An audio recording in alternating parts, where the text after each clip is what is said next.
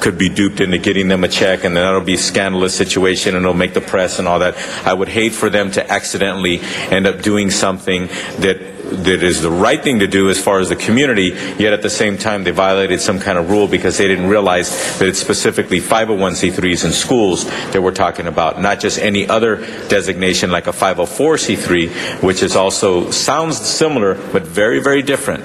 So with that, I hope that they get the proper understandings, be it either in writing or a presentation to their neighborhood council, congratulating them on this flexibility and this ability for them to help their community, yet at the same time they need to understand not to allow themselves to get duped by somebody because it sounds the same, but it's very, very different. We have one request for a public card for a public comment. Does anyone wish to move a 2-minute public hearing? Is satisfied in committee? Seeing none, then we will vote on the matter. The matter as amended. Madam Clerk, open the roll. Close the roll. Tabulate the vote. 10 ayes. And joining us now is District 6 Council Member Tony Cardenas. Welcome, Council Member, back to Council Week in Review. Glad to be here. If I'm not mistaken, history, in a sense, was made this week when you and your colleagues assembled for a retreat down in San Pedro. Why'd you do it? What was accomplished? How'd it go? Well, we had a meeting of the City Council within the city in San Pedro, and we enjoyed an opportunity to get together for a day and a half and talk about big picture issues for the city and to get to know each other a little bit better. You're probably wondering, well, why do you need to try to get to know people that you're hanging out with 3 days a week? Well, when we're there in council 3 days a week, for example, we might not necessarily talk to each other all the time, might talk to the person next to us or engage in a debate about something with somebody across the way, but we really haven't focused on sitting around and getting to know each other and talking about the big picture issues. And that's what we did this week, and it was really fun. It was a bit lively at times, but it was really a good opportunity for us to map out the future of Los Angeles. And the two main things that we talked about a lot of things, but the two main things we talked about was what are we doing about gangs in the city, and also how do we prepare better and do a great job or a better job than we have been when it comes to the budget of the city of Los Angeles. Sometimes you people are criticized around the Council Horseshoe downtown at City Hall for occasionally being on your cell phones or doing other things. There were no cell phones, Blackberries, or laptops allowed in this case, were there? Yeah, that was just kept at a total minimum. People respected it very well, and that really helped the dialogue go forward as we engaged each other. Sometimes we had dialogue where every single council member gave their input on a particular matter. For example, when we talked about the budget, we talked almost every single one of us. I think, matter of fact, every single one of us did give our opinion about what we thought about the budget process and what we need to prioritize. And then when we talked about gangs, we got a real diverse discussion about how some council members might have almost no gang activity in their district, yet some of us have quite a bit. We'll get back to that in a few moments if you don't mind, Councilman, but you talked about everybody giving an opinion about the budget. Was there any consensus? Is there anything that you think might be useful in changing the way we go about it? Well, the main consensus was that we all agreed that we're going to put more of our individual energy and efforts into the budget earlier on in the year. What happens in the city of Los Angeles is the legislative body, the City Council, gets a budget on behalf of the mayor, and then we use that as a blueprint, and then we change certain things and debate other things, and then we pass a budget eventually and pass it back to the mayor for his signature. But what we're talking about now is having more meetings earlier on in the year, actually have scheduled meetings more in the middle of the year rather than waiting till the end of the budget year. And as a result, what we're going to do is be able to plan better for what we're going to do in the subsequent budget. So I think it's a great idea. It's something we all agreed to stick to and something we're all looking forward to. I think it was Council President Garcetti who said, and by the way, obviously we should make note of the fact that he was reelected unanimously just a few days earlier. I think it was Member Garcetti who said that one of the things he wanted to accomplish was to prioritize those things that the council ought to be dealing with over the next few months and the next year or so. What priorities did you come up with?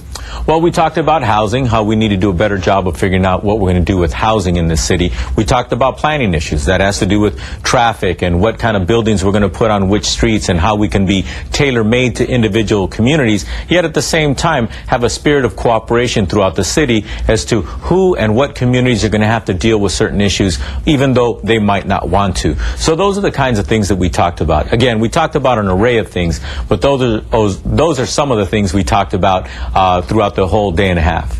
Of course, this was called a retreat. but it was a little different from the retreat that many of us may have had our own personal experience with, and that you were covered by the Brown Act. These had to be public meetings. Yeah, I was elected to the state legislature in California, and when we had retreats, and they still do to this day, those members, they do not have to adhere to the Brown Act. That means they can get together for an afternoon or a whole day or two, and they can talk freely and privately about those issues without having the press or the public there. But in the city of Los Angeles, the city council has to adhere to the Brown Act. So therefore, the meetings were made open to the public, announced to the public. We did, in fact, have plenty of press there, both cameras and newspapers, and we also had members of the community who actually made statements as well as we opened it up for public comment. It was a little awkward, but as the day rolled on, everybody got comfortable and realized that we're just talking about what we normally would talk about. We were very frank with each other, very open, and had some very good dialogue. I guess for anybody who's not familiar with the Brown Act, it almost requires that the three of you get together in an elevator. It's got to be public and posted and agendized. Yeah, exactly. The Brown Act basically says that if the council, certain members who are members of a committee, if they're going to get together in a majority, say there's 3 members on that committee, and 2 of them are going to talk about a subject matter, they have to let the public know that that's going to take place, and they have to invite the public to watch and be a part of it. Of course, frank conversation about the areas of importance. Conversation is great, but did any solutions come out of the retreat? Anything concrete that you can move forward on now? Absolutely. Bernard Parks, the chairman of the Budget Committee, made it very specific and let the committee of the whole, the council, he let us know that he wants to have these meetings that weren't held before, and we all agreed that he should go ahead and do that, and we're going to support him on that. So that's one example of what we did. We've actually formalized how we're going to handle the budget in future years, and we're going to be more formal, get together sooner, and have the committees cooperate when it comes to policy with the Budget Committee and coordinate much closer. Obviously, from the way you're talking, it sounds as if you consider the retreat to have been a success. Are there any more such opportunities for you guys to get together outside of City Hall or Van Nuys yet planned, or do you look forward to it even?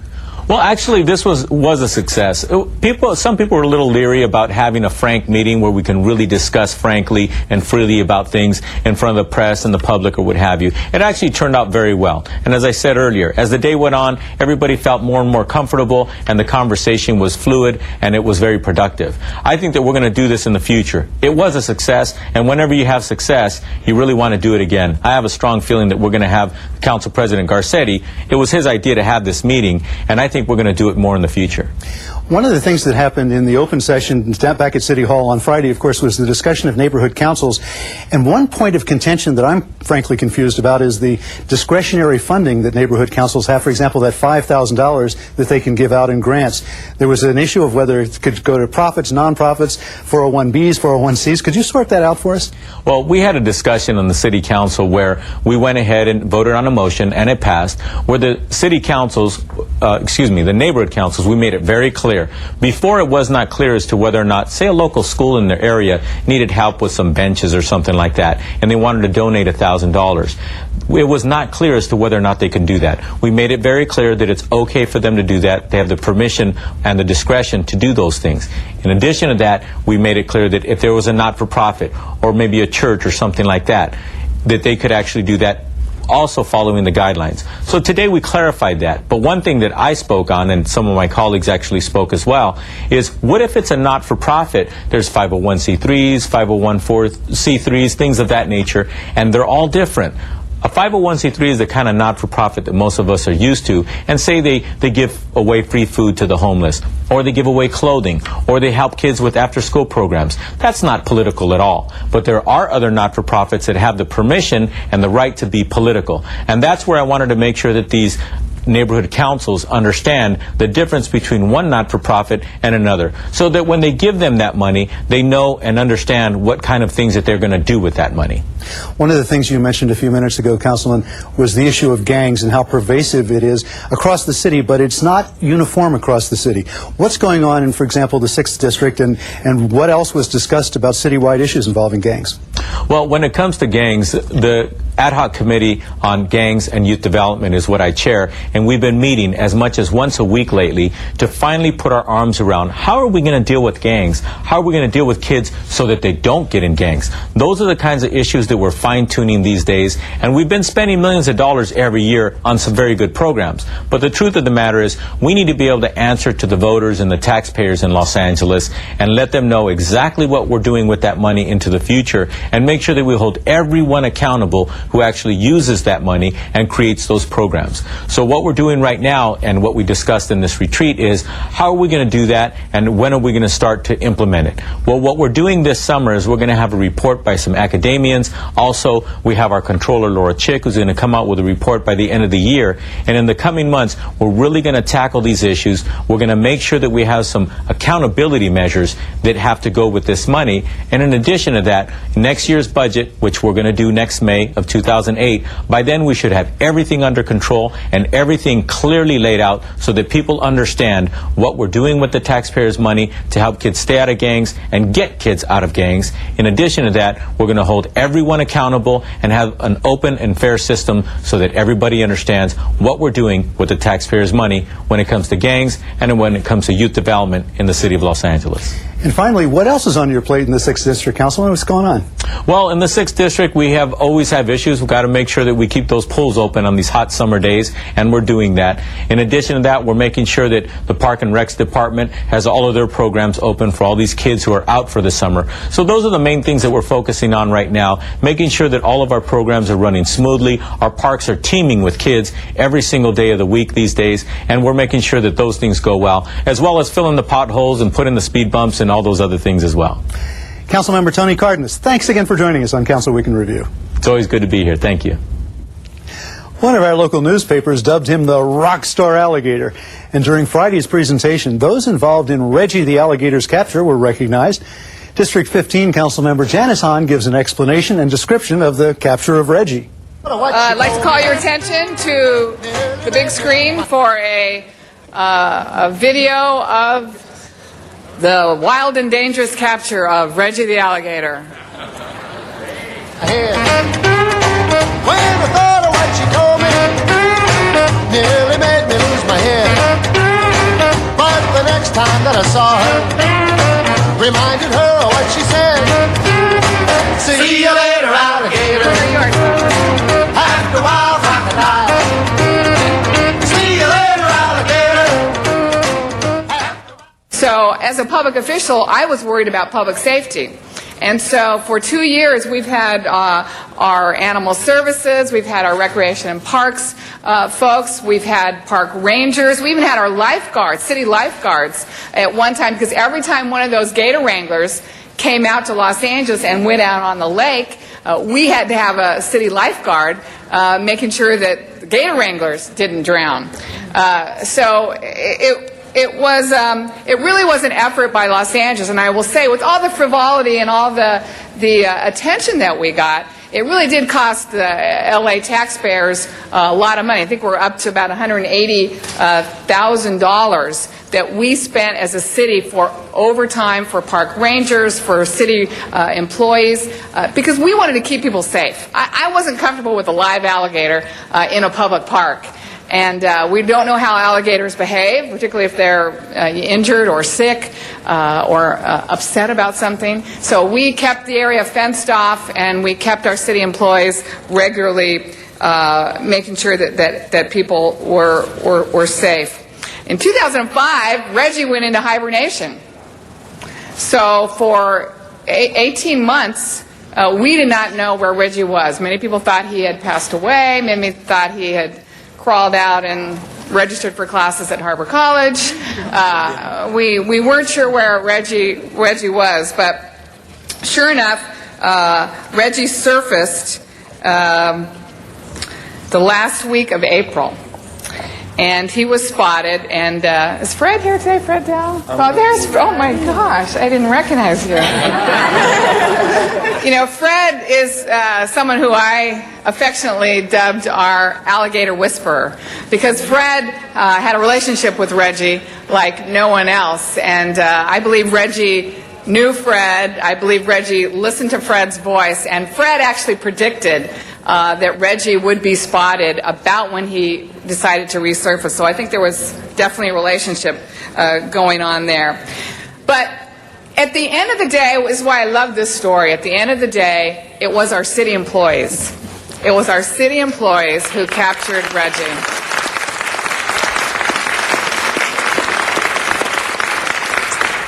And Fred had been seeing Reggie begin to crawl up on the side of the shore.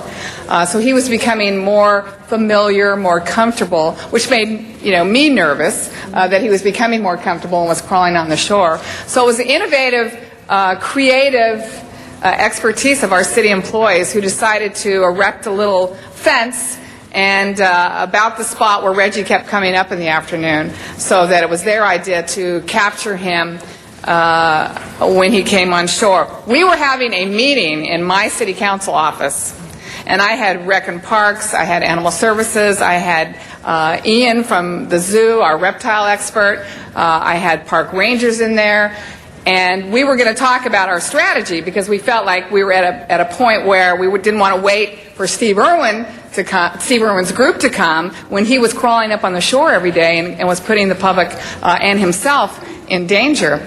So we were just sitting down in my office in San Pedro when Sophia got the call from the guys at the park who said, if you want to capture Reggie, he's here right now. And we've got him. We've got him cornered in this fence. So we jumped in our cars.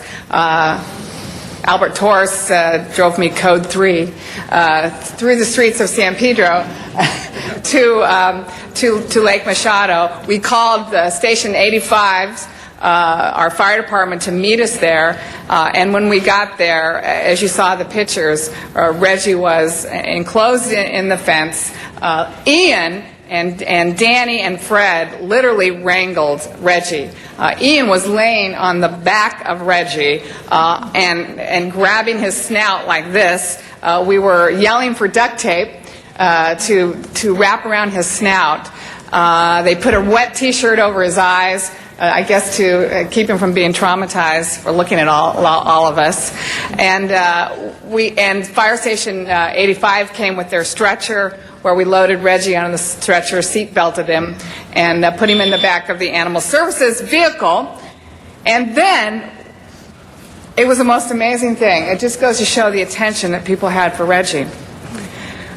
We hopped on the Harbor Freeway, all of us in a length, and I will tell you, the trip from Harbor City to the zoo was as spectacular as the O.J. chase. I literally had friends calling me saying, we are watching you right now live on Channel 7 taking Reggie to the LA Zoo. And when we got to the LA Zoo, the bank of cameras that wanted to capture Reggie's arrival at the LA Zoo was something that I had never seen in my life. Tom LeBonge was there. So I turned over Reggie to the 4th Council District, and it was amazing.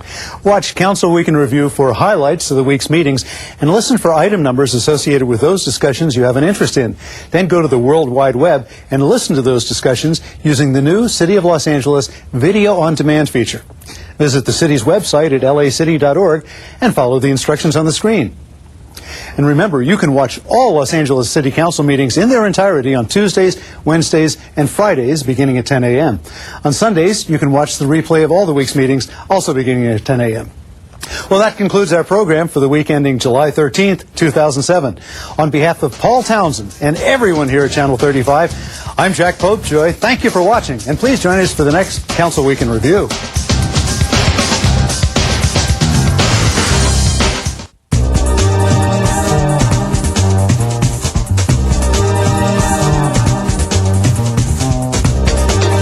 LA City View Channel 35. Your city, your channel.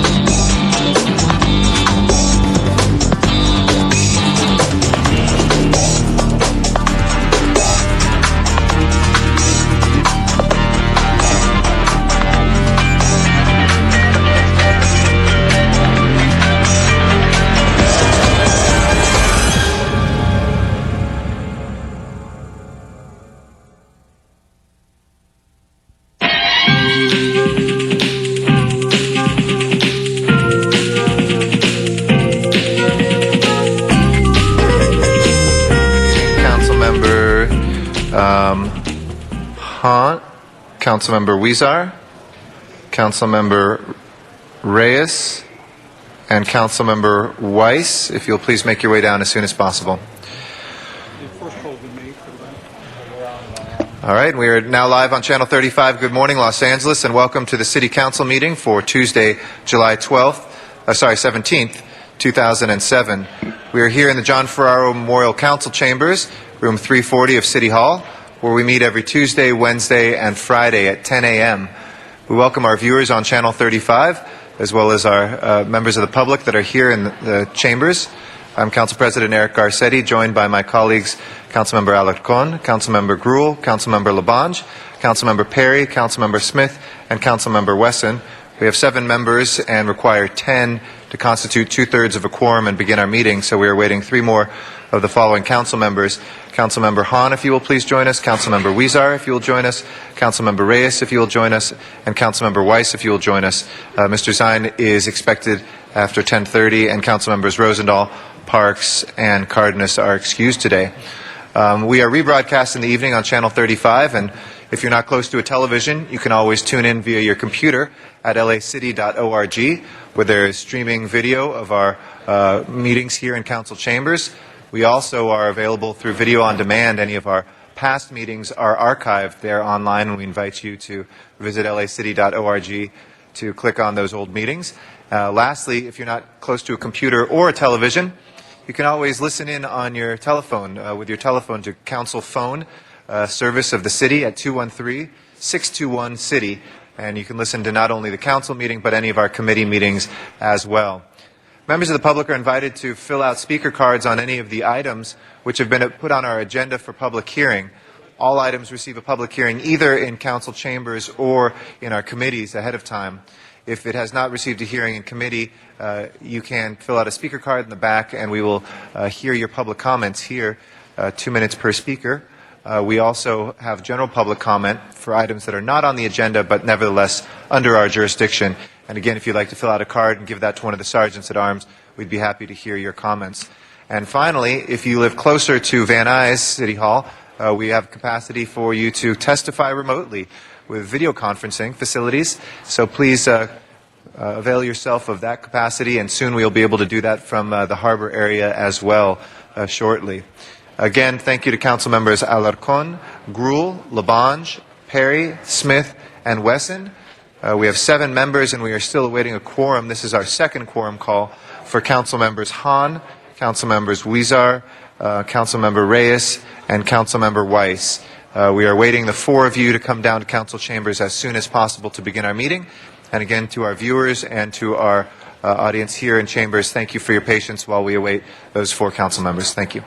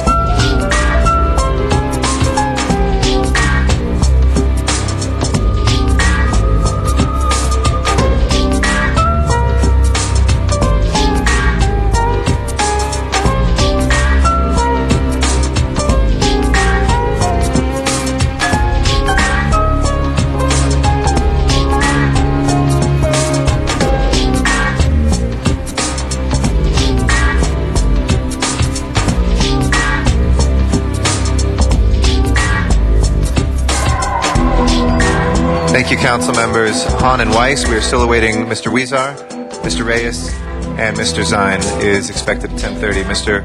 Reyes and Mr. Huizar, this is a final quorum call. If you'll please make your way down to council chambers. Thank you.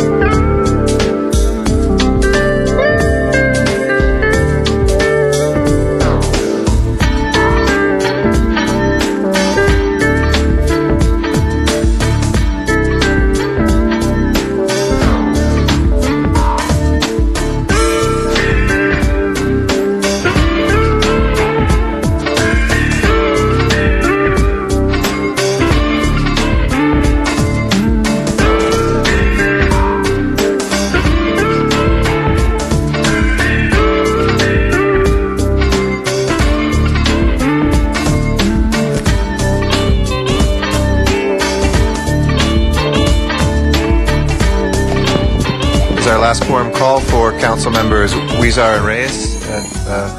We don't have a quorum in the next 2 minutes. We will adjourn the meeting for lack of a quorum. Last quorum call for council members Huizar and Reyes. I know Mr. Zine is expected at 10:30, but if we do not have a quorum at 10:15, we will adjourn. Thank you.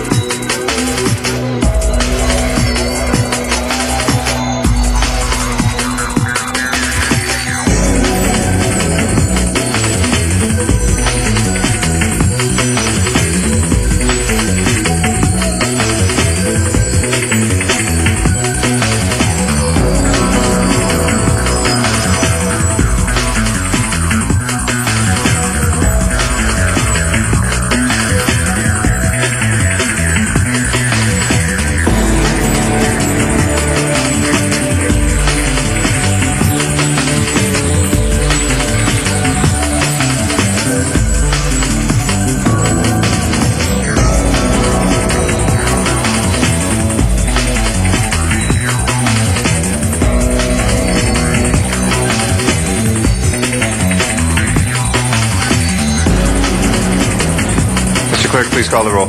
Alarcon, Cardenas, Gruel, Hahn, Weezer, Labange, Parks, Perry, Reyes, Rosendahl, Smith, Weiss, Westenzine, Garcetti. 10 members present on quorum. Mr. President, First order of business, please. approval of the minutes. Mr. Smith moves and Ms. Perry seconds. Without objection, those minutes will be approved. Next order of business. Commendatory resolutions for approval. Mr. Alarcon moves and Mr. Cardenas seconds. Without objection, those two will be approved. Mr. President, this is Tuesday, and there is a flag salute agendized. Okay? If I can please ask everybody in council chambers to rise for our Pledge of Allegiance. And Councilmember Hahn, would you be kind enough to lead us in the pledge this morning? Sure. I can ask everybody to please stand in council chambers. Please join with me. I pledge allegiance to the flag of the United States of America and to the republic for which it stands, one nation, under God, indivisible, with liberty and justice for all. Someday. Thank you very much, Ms. Hahn. Next order of business, Mr. Clerk. Mr. President, do you wish to take up public comment at this time? Let's run through the agenda first, and we'll return to public comment. On the regular agenda, item 1 is the Downtown Center Property and Business Improvement District notice for public hearing. Council should open and close the hearing, and the ballot tabulation will be announced at tomorrow's meeting, and there is no action today. Okay. There's no objection. We'll go ahead and close the hearing, and we'll have the ballot tabulation on the 18th. You said there is an action today, or there's not? There's no action Okay. required. So we will go ahead and do that without objection. Next items, please. Items 2 through 5 are street lighting district items, notice for public hearing. Those are ordinances. Do you wish to wait to get 12 Yes, members? let's wait till we have 12 members, please. Hold those on the desk. Next items. Item 6 is the public hearing on the proposed bulky item collection fee, and you do have cards on that. Okay, let's go ahead and call that special for cards from the public. Next item, please. Item 7, the applicant consents to a continuance to July 25th. If there's no objection, we will go ahead then and continue item 7 until the 25th of the month. Next items, please. Items 8 through 24 are items which public hearings have been held. Items 8 through 10 are confirmations of commissioners. Do you wish to hold those on the desk? Yes, please. Let's hold the commissioner nominations on the desk. Next items, please. That would leave items 11 through 24. Okay. Colleagues, any specials, items 11 through 24? I'd like to call 11 special. Ms. Gruel? 13 for Ms. Gruel. Mr. Smith? 24. 24 for Mr. Smith. Yes. All right. Any Could I- others? 12 for Councilmember Huizar. 12 for Mr. Huizar.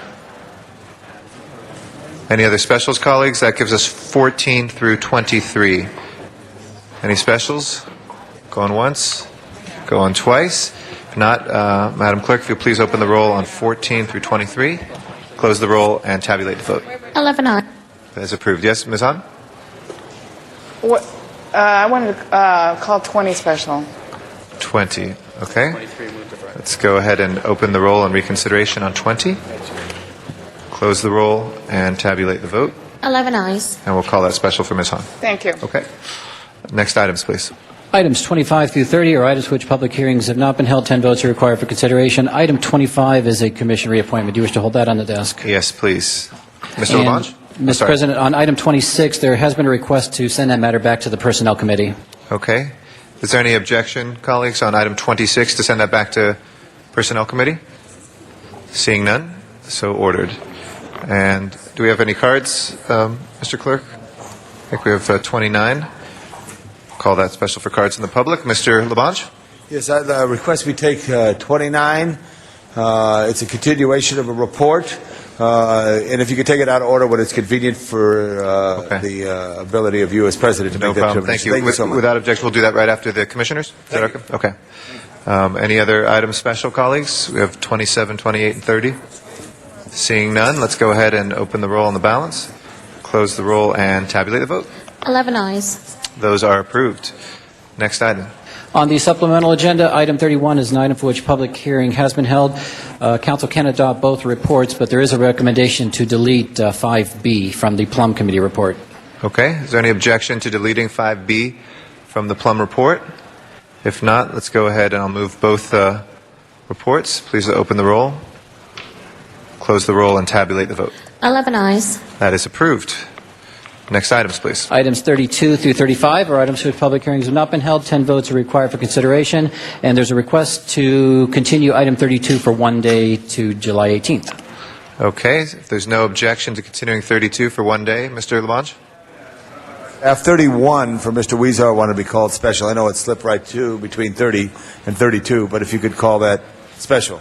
Okay, we'll return to that in 1 second. Number 32, is there any objection continuing that one day? Seeing none? Okay. Mr. Smith? For Mr. Weiss. Okay, we've got cards on 33 and 34, and we'll call it also special for Mr. Weiss. 35, we'll go ahead and open and close the public hearing. Anybody wishing to call 35 special?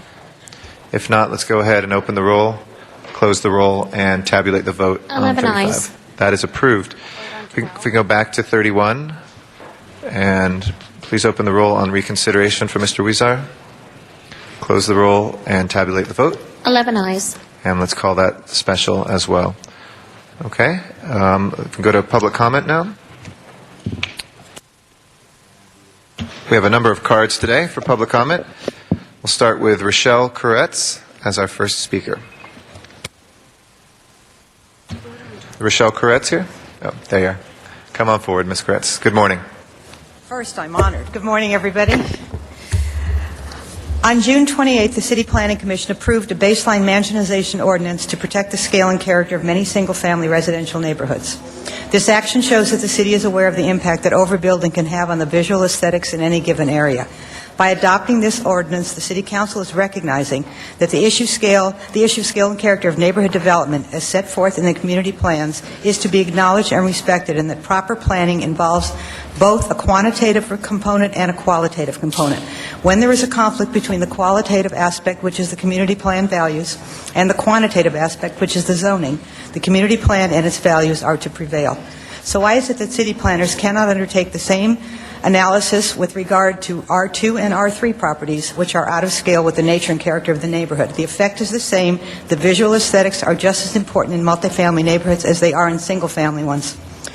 When you have a developer who chooses to construct an apartment complex with an R3-1 zone, he can build out to the limit of zoning regulations, which is 45 feet in height, because his project is by right. However, when a developer chooses to build condominiums, he forfeits this by right status because he now needs the city to exercise its discretion as to whether the airspace above the lot can be subdivided.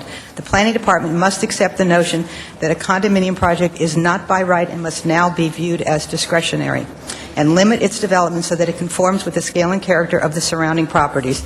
It is therefore unacceptable to authorize discretionary development, which is inconsistent with the community plans. In summary, our position is that the height of condominiums is not determined by right, but rather by following the scale and character of the neighborhood. Therefore, if a new condominium is to be built in a neighborhood where no dwelling exceeds 2 stories, then we advocate that these projects be limited to 30 feet. Thank you for your time. Thank you very much, Ms. Koretz. Elliot Katz is our next speaker for general public comment, and after that will be Richard Cairns.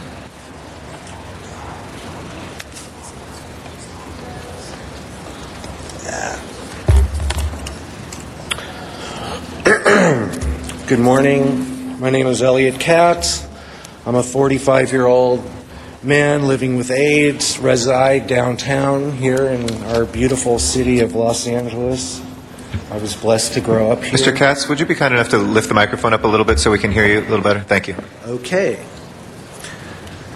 I'm a patient living with AIDS. I'm 45 years old. I know you guys care whether I live or die. You know, we're probably all on the same team here. A couple of years ago, after 20 years of being perfectly healthy with HIV, not taking any meds, I got very sick, and I went from 160 pounds to 117 pounds in a week and a half. I would have most definitely died without access to medical marijuana. I was able to gain the weight back, and now, more importantly, I can keep it on, having safe and easy access to cannabis. It's truly a matter of life and death for me. I'm here to let you know how terrified I am. I'm terrified of them, the DEA and the feds, who are clearly, they don't care whether I live or die. I'm literally here to beg you guys to please help us. There's millions of us who are affected by this issue. I now hear the feds and the DEA are going after landlords in Los Angeles of the dispensaries in Los Angeles and threatening to seize their property for allowing these caregivers to operate. This is unacceptable. What I need from you guys, please delay the start of the moratorium so existing caregivers can relocate after they're forced out. Support the Hinchley Amendment, which would cut off funds to the DEA. If I can ask you to conclude. Funds, and the DEA will not be able to spend them going after. Thank you, Mr. Katz. I'm sorry. We appreciate your comments today.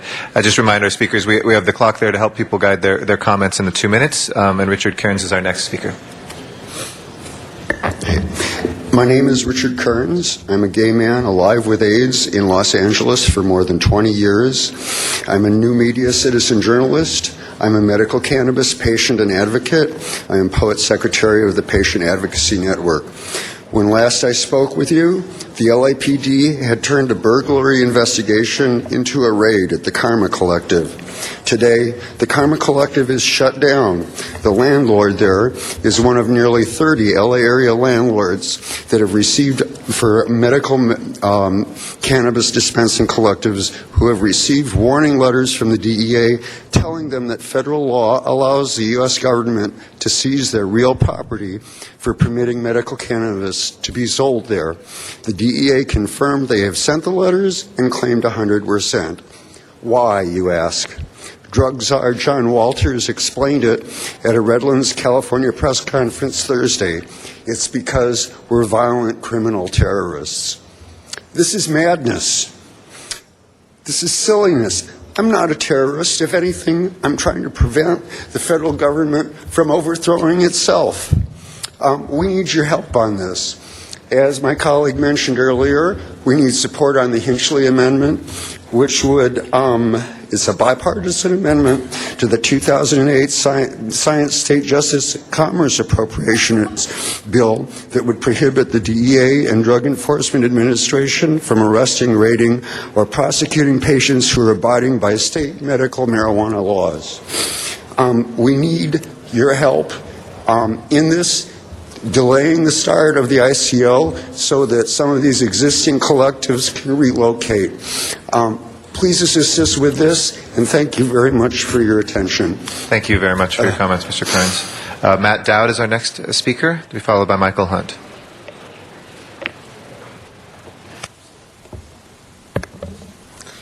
Thank you. It's nice to be back. Lots happened. But I want to address some of these problems in the city, and I think the best way to get started is to have a multi-jurisdictional coordinating committee, because a lot of these problems are on the street level for the city, but the funding comes from another jurisdiction. So if we have some committee that just puts these funds together and makes them available, because we need to lobby the federal government for the marijuana people. You know, we need to get the homeless veterans off the street, especially aged. I'm seeing them down in Bill Rosendale's district. You know, these guys are probably nearly 70 and they're sleeping out on the street, and they're veterans, and they're aged. We need to get them into a place, get some buildings and make some space for them. I don't think it has to be great. And we need to get the funding from the federal government, from the VA, and some of these other jurisdictions. So I think once it's the police, we got the police we need. And we need the county support. And as long as everyone's all, fighting each other, none of these things are going to get addressed properly.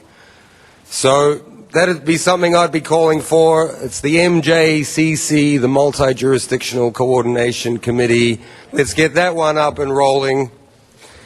Let me just talk about Venice Beach for a minute. The lottery down there, it's so corrupt.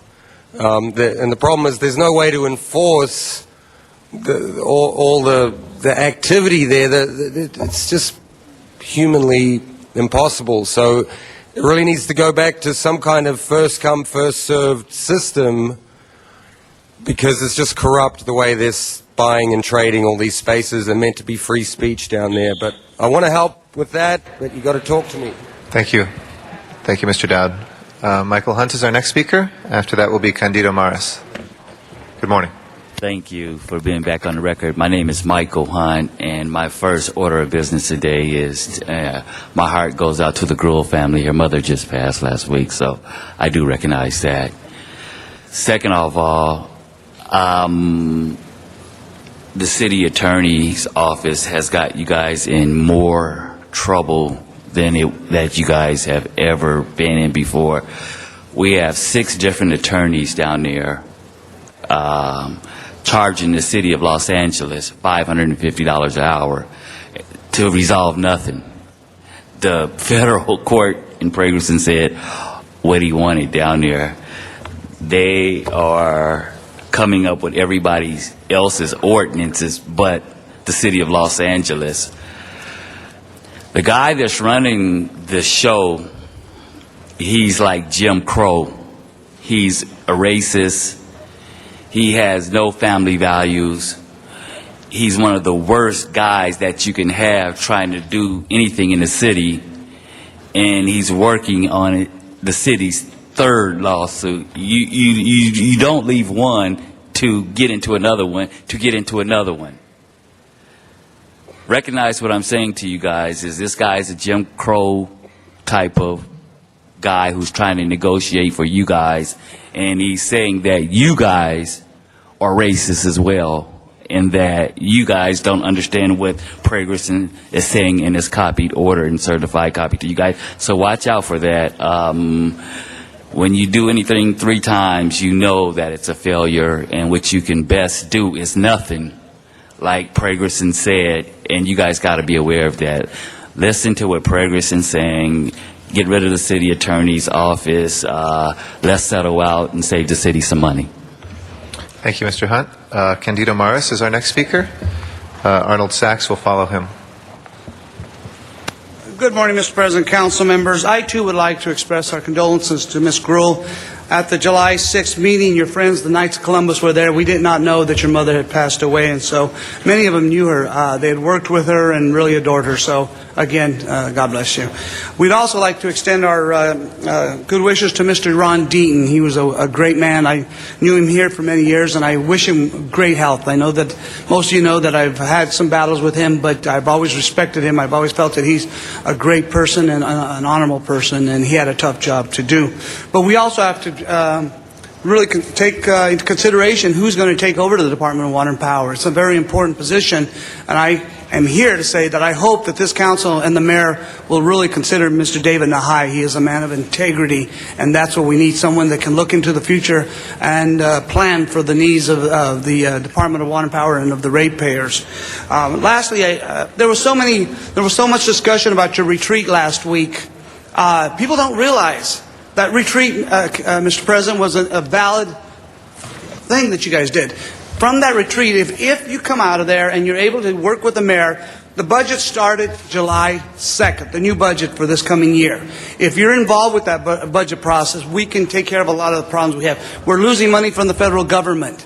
We need the input of the council and the mayor to work out those issues. So if we just get that done, that money will be well served. So again, I hope the people can realize we'll have a lot of benefit from that retreat.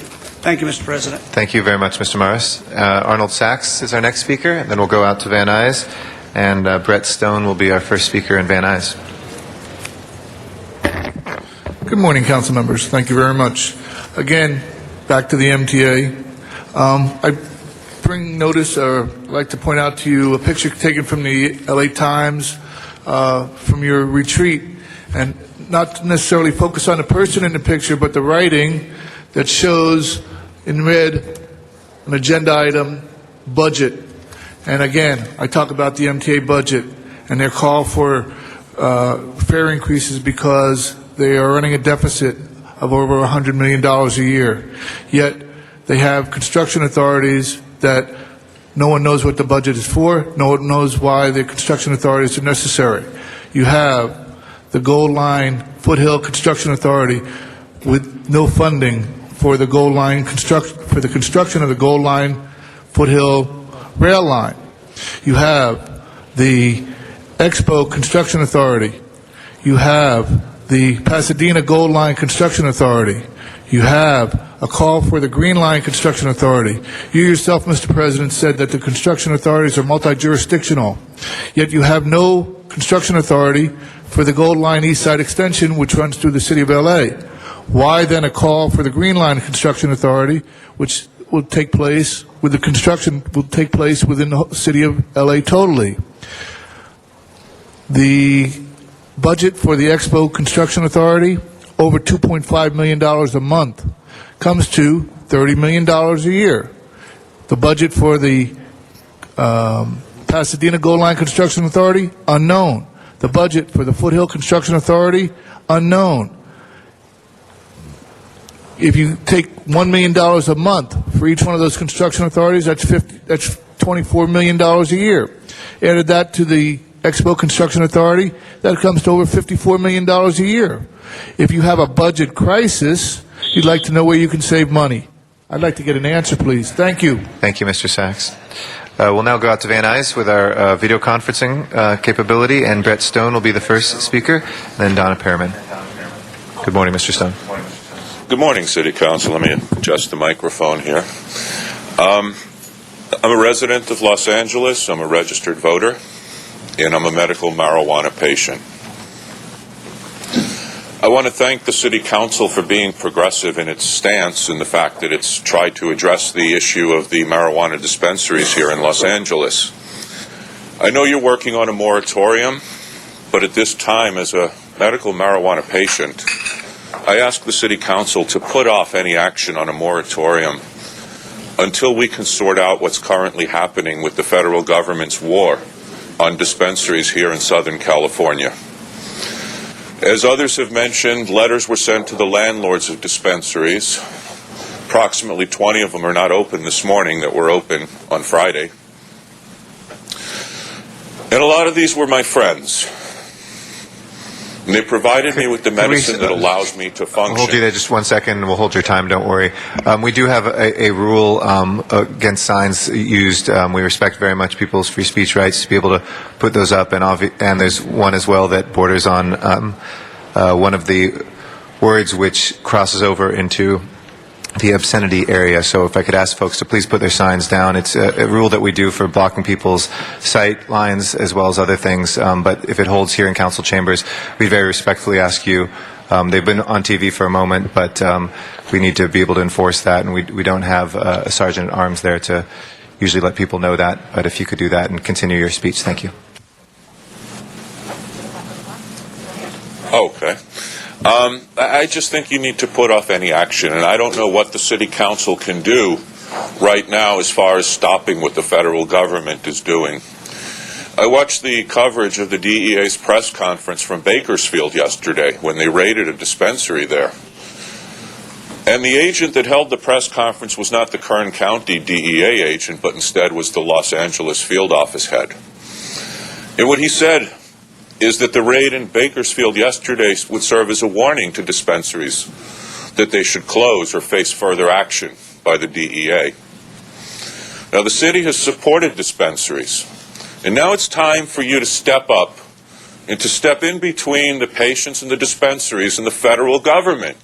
By golly, we pay our taxes to you. You're our city leaders. You care what happens to us. The federal government, the DEA, says they don't care about state law. They say that state laws about medical marijuana impede their work. Now, these laws are put in because the citizens want them. The clock doesn't seem to be working. You have about 15 more seconds. I just want to let you know. Excuse me? Sorry, the clock there, for some reason, is not working. You have about 15 more seconds in your 2 minutes. I just wanted to give you the heads up, if you could wrap things up. Great. Thank you. You need to do your work right now, and you need to stand up for the citizens of Los Angeles that are literally on their hands and knees begging you to do your jobs and protect us and protect our right to access to the medicine that the state says we can have. You must protect us. You must act now, because in 2 months or 3 months it may be too late. Thank you, sir. I appreciate your comments. Our next speaker is Donna Pearman out in Van Nuys, and then after that will be Adolfo Salazar. And if we can't get the clock repaired, I'll just interrupt to let you know when you're minute and 30 seconds and when we're wrapping up. Go ahead, Ms. Pearman. Good morning. Next, Donna Pearman? Yes, that's correct, Donna. Okay. Condolences to the Gruhl family. First, I want to commend the professional and courteous behavior of the people answering the phones on Spring Street and the courteous behavior of the Cardenas office in Van Nuys. And I want each councilman and lady to thank your staff for me. I was going to say my special poem about the city council, but I have too many questions regarding what went down in San Pedro. Not only was there no teleconference, my good friend Miriam noticed it wasn't televised on Channel 35. She saw there was no agenda. The Daily News said it was retreat. Councilman Garcetti, you said it was a meeting.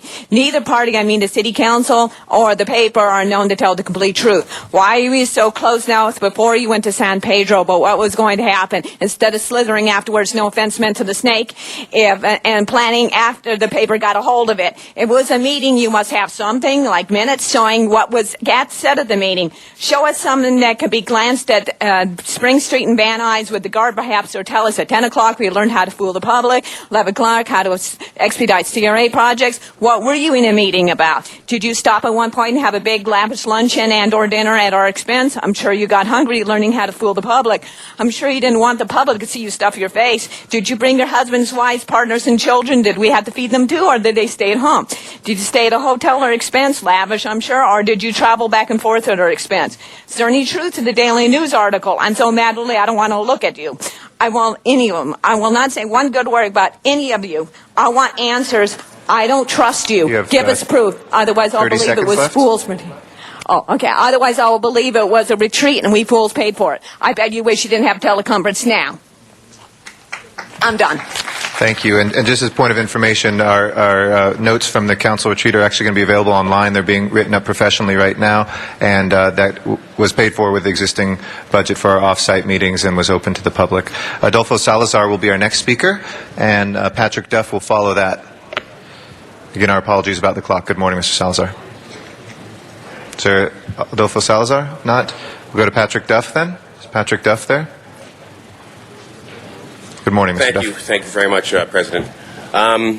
We came to you about a month and a half ago from the Karma Collective after the Karma Collective was burglarized and was they called the police for a burglary, and basically a narcotics investigation went on and people were arrested, and since then all the charges I believe have been dropped, but the Councilman Rosendahl had called for an investigation then, and we still have yet to see any true investigation from the city. And the problem is now that, you guys are going to be acting on a moratorium in a certain amount of days, and just at the same time, the federal government seems to be shutting down medical marijuana dispensaries. And to me, it seems you're in coercion with them. And that just like in Ukiah and in San Diego, that what they do is they cause all the dispensaries to shut down, and then the city passes some type of moratorium against it. But the fact is, in the state of California's Constitution, Section 3.5, it says that the state of California will protect the citizens from all threats, domestic and foreign and domestic, either way. Now, this is a domestic threat. The DEA, about 2 months ago, came into one of my establishments and just arrested me, didn't charge me. They said they were arresting me, not charging me, and took about $30,000 worth of medicine from patients. And yesterday and the day before, 30 seconds three or four different places had to shut down because of this letter that was sent out. So basically, we're here to ask you to uphold the state constitution and protect your citizens. It's funny because, we have all these people that have showed up to talk today about this one issue, and this was only one day of planning. So you better understand how many voters are out there that understand a little more and can see your coercion with your grouping with the federal government and teaming up on us. So if you pass this moratorium while they're closing the dispensaries, then you've just broken the state constitution. Thank you. Our next speaker is Sharon Brewer. After that will be Alex Grabiner. Sharon Brewer is next. Thank you. Again, a little more warning, like 2 or 3 names would be helpful. Sharon Brewer, Encino Neighborhood Council, June 28, 2007 election challenges. Fact, as of today, Encino Neighborhood Council has failed to physically post the results of the ENC June 28th election, and that there was a 5-day challenge period. These results were sent email on July 2nd, 2007. Fact, as of today, the ENC has failed to let the stakeholders, approximately 43,000 people, know that there has been 5 challenges filed against Encino's June 28th election. No posting anywhere, nothing on ENC's webpage. The stakeholders and the non-board member candidates have a right to know about the challenges. Once again, the insiders, the existing board members, know about the challenges. Fact, as of today, I had to send another email to Human Relations Commission asking them to confirm receipt of my 5 email ENC challenges and 2 faxes with supporting documentation. This original email was sent to HRC on July 12, 2007. I also wanted confirmation that my 5 challenges were received within the challenge period allowed. I don't understand why you have to email departments more than once to get them to respond to the emails, especially when they deal with the challenges, which are very important. You have 30 seconds left.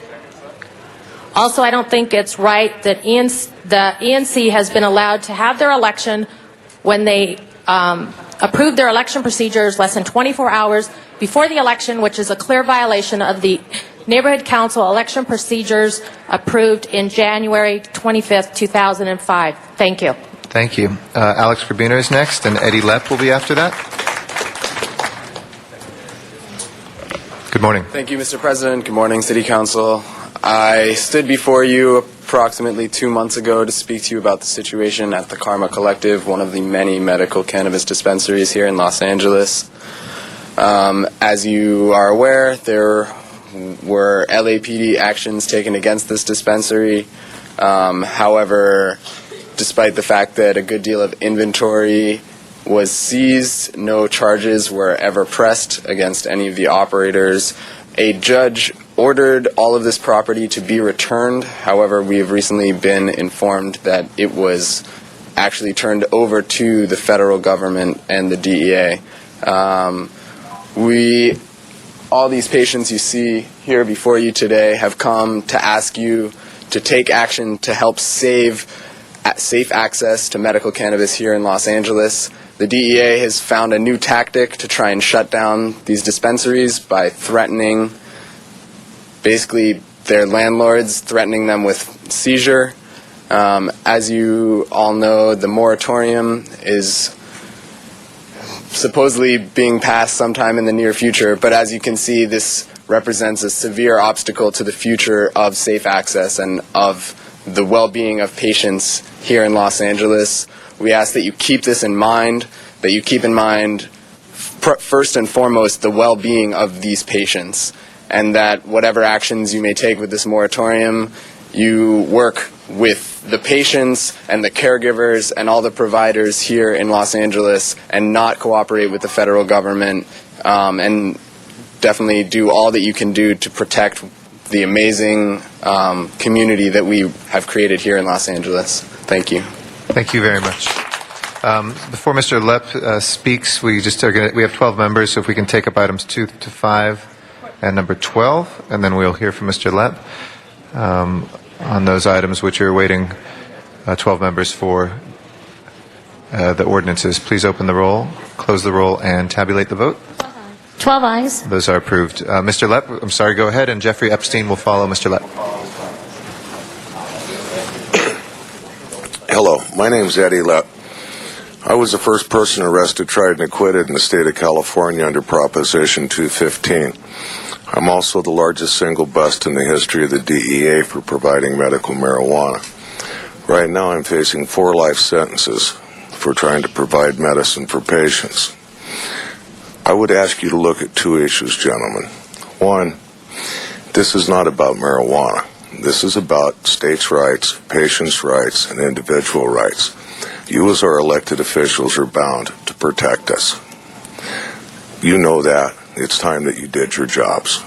The second issue here is that you have to look at the bigger picture. You're maligning a plant by the name marijuana. That's a name that was made up a few years back to make it a heinous drug, which the government has effectively done. The plant's real name is cannabis, Cannabis sativa. And if you study its history, it's been used for over 25,000 years by mankind.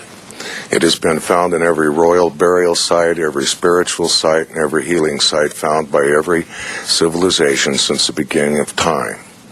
The history of this plant as both a sacred and healing plant are so well documented, it is not even funny. How you can sit here and allow the federal government to violate our individual rights as citizens of this state after we have elected you to protect us and look out for our interest is ludicrous. You should be ashamed of yourselves, and you should either stand up and be men and women enough to do the job you were elected to do, or you should all resign immediately. I thank you for your time. Thank you very much, Mr. Epp. Jeffrey Epstein is our next speaker, followed by Peggy Epstein. Jeffrey Epstein, then Peggy Epstein.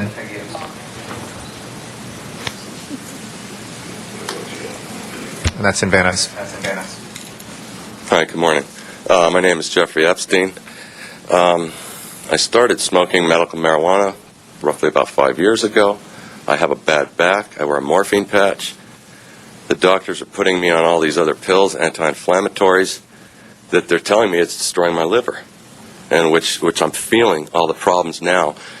So I've stopped taking these medications, and I've been smoking medical marijuana, and it does help me.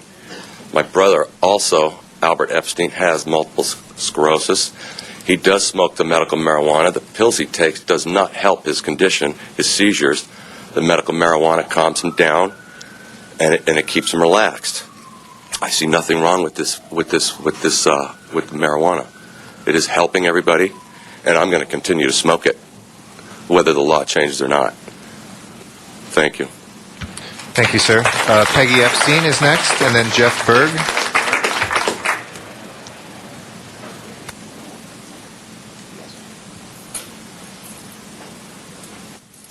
Hi, my name is Peggy Epstein. I can't believe that the state is allowing the DEA to go forward with this. We voted on this. Doesn't our vote count for anything? Medical marijuana helps a lot of people. Without safe access, people are going to be back on the streets, and there's going to be a lot of crime and everything else. They need to have safe access. Thank you very much. Thank you, ma'am. Jeff Berg is our next speaker. After Jeff Berg will be Dale Wynn.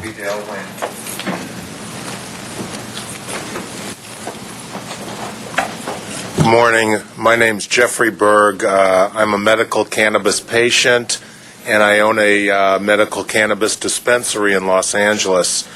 I'm here because, like so many of us, there's hundreds now of dispensaries in LA County, and people have put their life savings into opening these so patients have safe access to medical cannabis like the state allows. The DEA, as you well know by now, sent out 100 letters. I hear they're planning to send another 300 certified mail to landlords, and there's no landlord in his right mind is going to let you stay if they risk losing their property.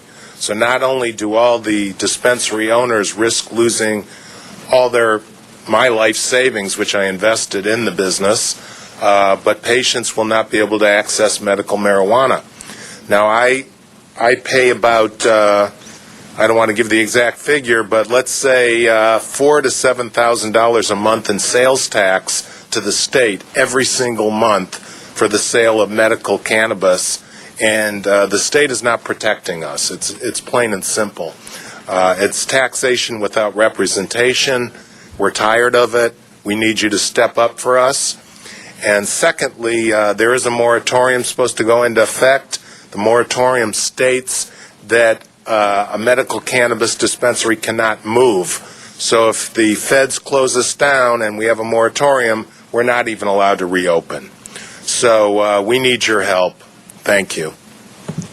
Thank you. Our next speaker in Van Nuys is Dale Wynn. Dale Wynn, and then we'll come back here to Council Chambers for Oscar Johnson. Good morning, Mr. Wynn. Good morning. I'd like to thank the City Council for listening to me.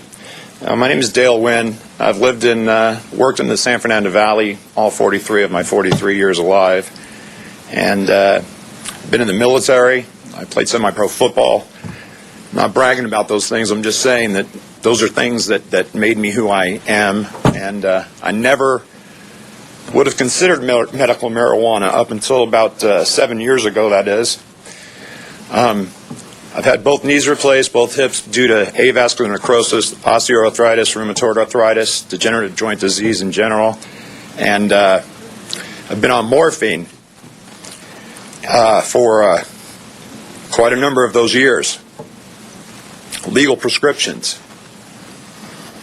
And it seems to me that instead of the federal government going after dispensaries for medical marijuana that help me as a patient retain and gain safe access, but above and beyond that, allow me to want to live, because I cannot eat and I cannot sleep because of the drugs that I take that are legal and prescribed to me by doctors and are legal because of lobbyists and drug companies. If you want to go after real drug dealers, it seems to me, federal government, you should go after the makers of MS Contin and OxyContin and Vicodin and the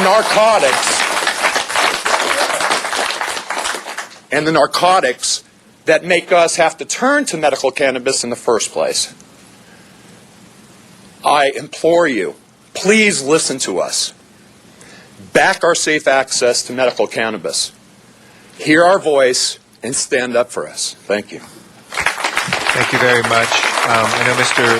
Zine wanted to say a word in response under our state law, because this wasn't agendized for folks who would want to be here on all sides of the issue. We have to keep that response brief, unfortunately, in the public meeting, but obviously private correspondences can continue that conversation. But Mr. Zine, briefly on this issue. Thank you, Mr. President. The individuals in the Valley, at the Valley City Hall, regarding this matter, the motion that I drafted a year and a half ago addressed this issue, calling for a moratorium. A task force was prepared. A task force involved the planning department, LAPD, the caregivers and patients, and it was signed yesterday by Ms. Goldberg, General Manager of the Planning Department, and it's in plum. The interim control ordinance should resolve a lot of these issues. It's interesting that a year and a half ago there were 5 identified locations by LAPD. There are currently 200 to 400 locations in the city of Los Angeles. So what we plan to do is hopefully get this in place, and this moratorium will bring a result where hopefully the federal government won't intercede as they've been doing. And we empathize with those individuals that are utilizing medical marijuana, and we're trying to come to a conclusion, a satisfactory conclusion for those individuals as well as the community. So just bear with us as we go through this, but we did author this motion a year and a half ago, and we still haven't come to the final conclusion, so hopefully it'll be relatively soon. Thank you, Mr. President. Thank you, Mr. Zine. Our final public speaker is here in Council Chambers, Oscar Johnson. Like to come forward?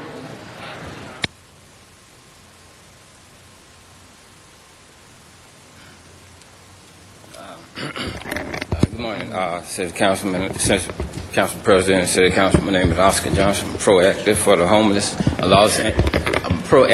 homeless of Los Angeles, and I see what our mayor and the chief of police and the district attorney, they receive so many millions of dollars to help the homeless, especially the African American men that are suffering, and seem as though we're on this 21st century.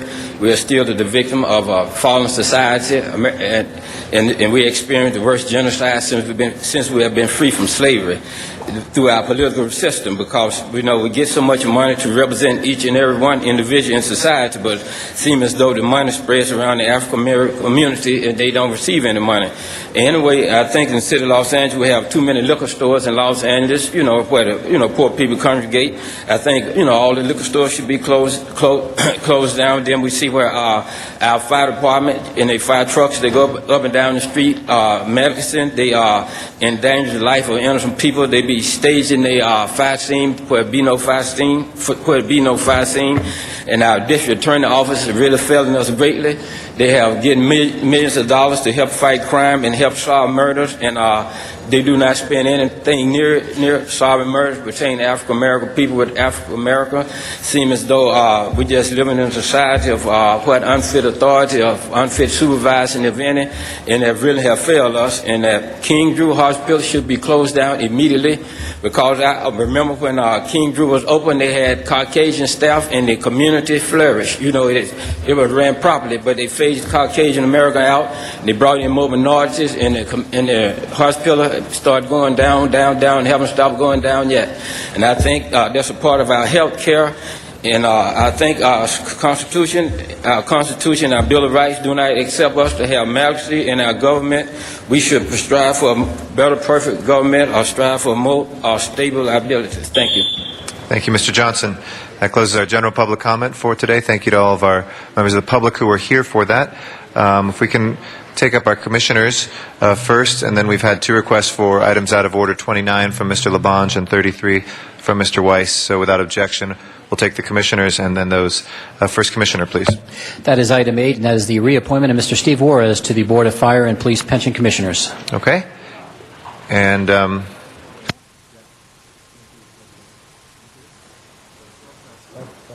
okay. I'd like to. This came out of Budget and Finance, excuse me, and I know Mr. Parks is away, so he's not here. Would you like to say anything to the council? No, just thank you for the invitation to be here today. And I'm Steve Juarez with the LA City Fire and Police Pension Commission. Glad to be here and glad to be of service to the city. Thank you, Mr. Juarez. Thank you for your patience this morning. Mr. Labange. Very much. Thank you, Commissioner, for your service. I believe in all our employees. I believe we pay people well. We should work hard, serve the city well, as do our police and firefighters. And I want to make sure their pensions are fully funded and made sure that it doesn't overburden the city. Can you say right now that we are projected in that right direction in the future years? We are. I'm very pleased to report to the City Council that although the numbers aren't final for at least the 2006-07 fiscal year, we doubled our projected target rate for investment returns. We'll probably be upwards of 19%. And our target rate's 8%. So we're currently 94.5% funded. We hope to eventually get back over 100% as we were a couple of years ago. Right. Serve the city well by protecting its interests and that of the employees who've served this city well. Thank you very much, Mr. President. Thank you, sir. Thank you, Mr. Labange. Mr. Zine? No, I want to recuse myself. Oh, okay. All right. Oh, you want to recuse yourself? Okay. Mr. Zine, I just want to announce, is going to recuse himself. So he will, if you step out, Mr. Zine, for this vote, he'll be recorded as not present for this. With that, let's go ahead and open the roll, close the roll, and tabulate the vote. 11 ayes. Congratulations. Thank you very much. Thank you very much, Mr. Juarez. Our next appointment, please. Item 9 is the appointment of Ms. Sharon DeLugich to the Rent Adjustment Commission. Recognize the chair of our Housing, Community, and Economic Development Committee, Mr. Wesson. Thank you, Mr. President and members. Today we had a great honor to have a discussion with a friend that many of us on the committee have known for years, an individual who's in a unique experience, finds herself in a unique situation given her set of experiences as a staffer to a council person, as an individual with the mayor's office, an individual who's a community organizer, an individual who has a track record of bringing people together and getting things done. So it was the committee voted unanimously to send this to the floor, requesting that we as a council vote yes in this confirmation. Thank you. Mr. Labange. Sharon DeLugich and her family, a great family of the Silver Lake, Los Feliz area, saw your father walking his dogs this morning, and he's a great advocate, her father, for seniors, and is helpful and instrumental in the new Greater Griffith Park Senior Adult Center that's there. So I thank you, Sharon, for your work. Be fair to people, be fair for the housing producers, providers, and also, most importantly, the tenants who need the most help as all. Thank you, Sharon. Thank you. Thank you. Thank you. Mr. Reyes. Thank you, Council President. Rise to support Mr. Lugich. I think it's a great model in terms of how one person can be involved at the council level, has the pulse of the community, and has worked with the mayor's office, and now working as an advocate, and is able to distinguish and understand the intricacies of what this particular commission is engaged with when it comes to the challenges of living in Los Angeles. But I just want to ask you this question again. I asked you this in committee. In regards to our challenge as policymakers, we have not quite addressed the real issue of how we promote policy that gives individuals the ability to have a roof over their head. In terms of a commissioner and your association with the mayor's personnel and all the work they do in coordination with the council, how can we promote that policy and how we can move it up? And I just want to bring that to you again. Well, thank you, and thank you all. I will certainly do the best I can. I appreciate what Councilmember Weston said of bringing people together and getting things done, because those are two things I feel like I do bring to this commission.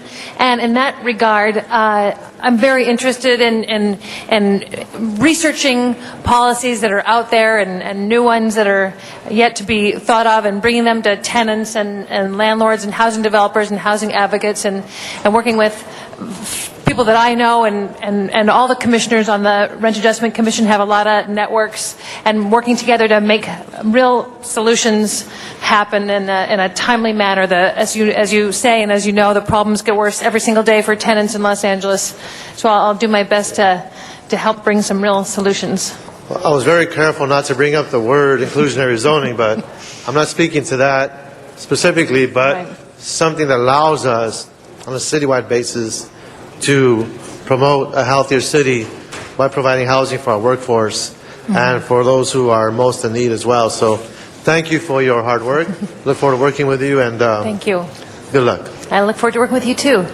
Thank you, Mr. Reyes. And that finishes the speaker queue. And thank you, Mr. Lugich, for offering yourself for continued public service. You've, I know, served at least 3 council members here, a mayor, and the entire city of Los Angeles. So congratulations on that very good work. And let's make this official. Please open the roll, close the roll, tabulate the vote. 12 ayes. Congratulations, Commissioner. All right. Our next commission nomination, please. Item 10 is the appointment of Mr. Victor Viramontes to the Central Area Planning Commission. For Mr. Viramontes, I'd like to recognize Mr. Reyes, the chair of our Planning Land Use Management Committee, for Mr. Viramontes' nomination to the Central Area Planning Commission. If you'd like to come forward and have a seat. Thank you.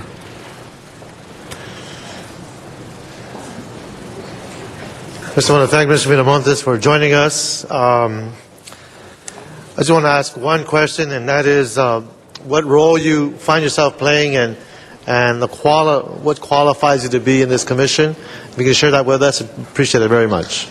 I have a long history of serving the city of Los Angeles. I began as a playground supervisor for Los Angeles Unified School District as a teenager. Went on to teach 6th grade at a Catholic school within the city of Los Angeles before going to law school. I then clerked for Justice Carlos Moreno on the federal bench before working at Heller Ehrman, a downtown law firm. and then serving at MALDEF for 4 years as a civil rights attorney, and now work as a civil rights attorney at the EEOC for the federal government. And within those dynamics, I'm assuming that the pressures of those areas that have several thousands of people living in 1 square mile are the type of insights that you can bring to the table when we discuss land use policies. Yes, council member. I think the increasing density that the city faces and difficult balances that we have to make serving the immediate community and also the larger community of Los Angeles. Those are some of the issues I wish to focus on this commission. And given that Los Angeles is the Alice Island of the West, so many different groups live here as immigrants or first generation. Do you speak more than one language? Yes, I'm fluent in both English and Spanish, and I think that's one of the things that makes Los Angeles such a vibrant, wonderful community. Great, and I appreciate all that you do. I believe the Commission is a critical place in which we can respect the rights of the individual as property owners and as tenants. And I think being able to speak more than one language allows for a level of comfort and confidence in participating in the process. So I thank you for that as well, and good luck to you, and I urge and I vote. Thank you, council member. Thank you. Thank you very much, Mr. Reyes, and I too would vouch for Mr. Viramontes, who's a friend and whose accomplishments speak for themselves, as you heard, and we really look forward to having your voice on the Central Area Planning Commission. In fact, one of the largest projects in the Central area we're going to be voting on a little bit later in the Hollywood area, so feel free to stick around, but we congratulate you and really appreciate your service and all the contributions you've made already to Los Angeles. So let's go ahead and open the roll, close the roll, and tabulate the vote. 12 ayes. Congratulations. Good work. Next item, please. Item 25 is the reappointment of Mr. Diego de la Garza to the Police Permit Review Panel. Okay.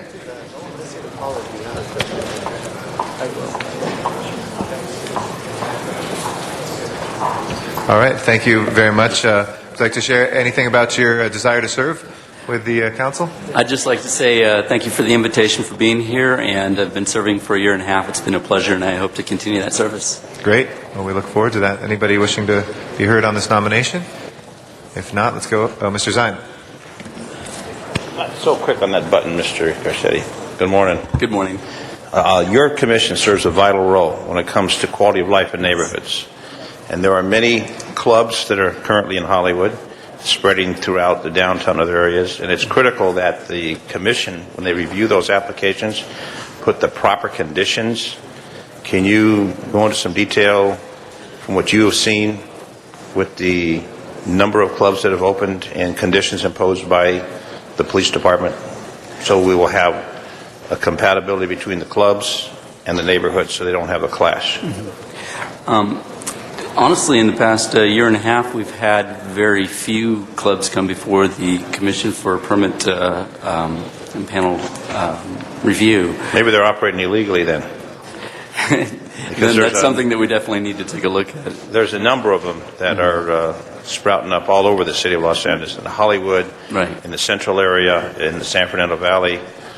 In fact, Hollywood LAPD has a detail each weekend that goes out specifically to make sure that there's proper activity and not illegal activity or fights. But there's a great number. Mr. Garcetti maybe knows how many there are in the Hollywood area. But if you're not receiving those permit requests, and there's something we are receiving the permit request, and the permit request comes with fairly detailed backgrounds on the people operating the permits. What about the conditions, though, imposed upon for security purposes to make sure there's no clash between the clubs and the neighborhoods that many of them surround? That's probably something that we need to take a little closer look at, because I know it's not in the detailed reports that's provided to us by the police. Because I know what a lot of those are approved on routine, but with the proliferation of the clubs, and not that they're bad, but if we don't put proper regulations and proper controls, then we've got conflicts with the neighborhood, and then the neighborhoods become upset.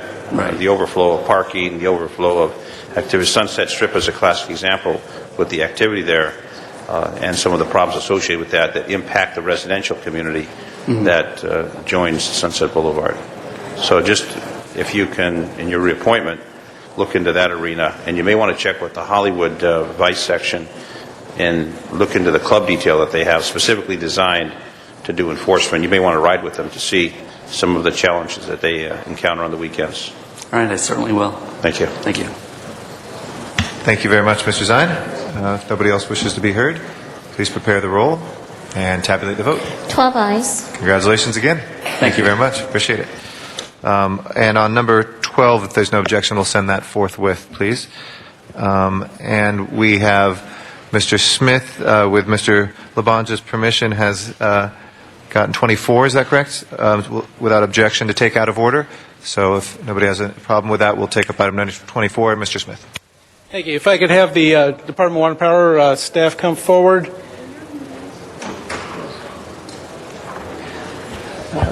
Item 24 is just a note and file, but it's a matter of importance that we get this information out on Channel 35. Last summer, the city of Los Angeles, particularly the San Fernando Valley, experienced extraordinary heat problems, which caused the failure of thousands of transformers, the blackout of hundreds of thousands of people for many days, while the Department of Water and Power scrambled around trying to get power back on.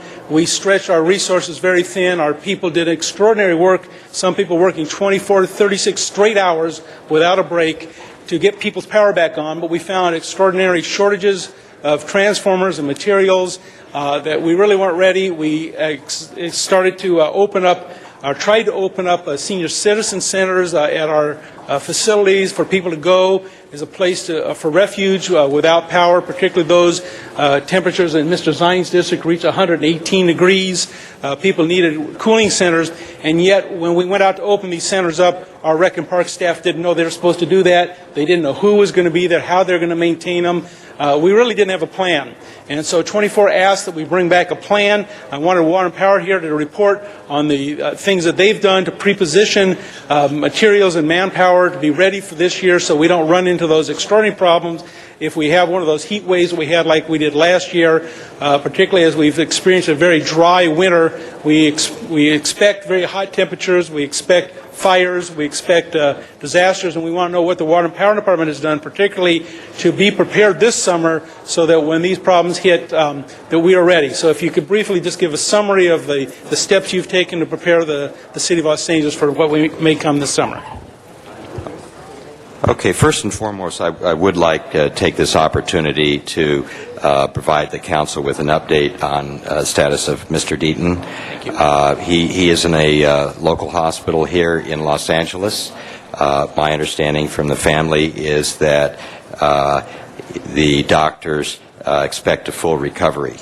And we will be issuing periodic updates as information becomes available. With that, I'd like to respond to the question. Over the past several months since the last heat storm, we've taken a number of actions, several of them with respect to improving communications, and some of it relates to the shelters as well as cooling centers. We've installed new telephone trunk lines to increase our incoming call volume capability, the customer service operation. We've established expanded call-out lists. We've implemented a new procedure where our customer service reps will go to our electric trouble section in the event of an emergency so they can get immediate updates on what's going on in terms of outages in the field so that we can update our customers. We've improved the process to ensure that City Hall and media receive timely outage information. In addition to that, we've worked also with Rec and Parks and EPD, Emergency Preparedness Department, to establish protocols so that when it's necessary to have cooling centers as well as shelters available on a 24/7 basis, that happens almost automatically and seamlessly. In addition to that, we replaced approximately 3,000 transformers over the last 11 months or so. Not only did we replace ones that had failed, but those that we thought were marginal at best, and even beyond that, additional transformers. We've pre-positioned, we have approximately 3,000 transformers in stock. We've position those transformers throughout the city so that we can reduce our response times. And on that point, how many did we have last year?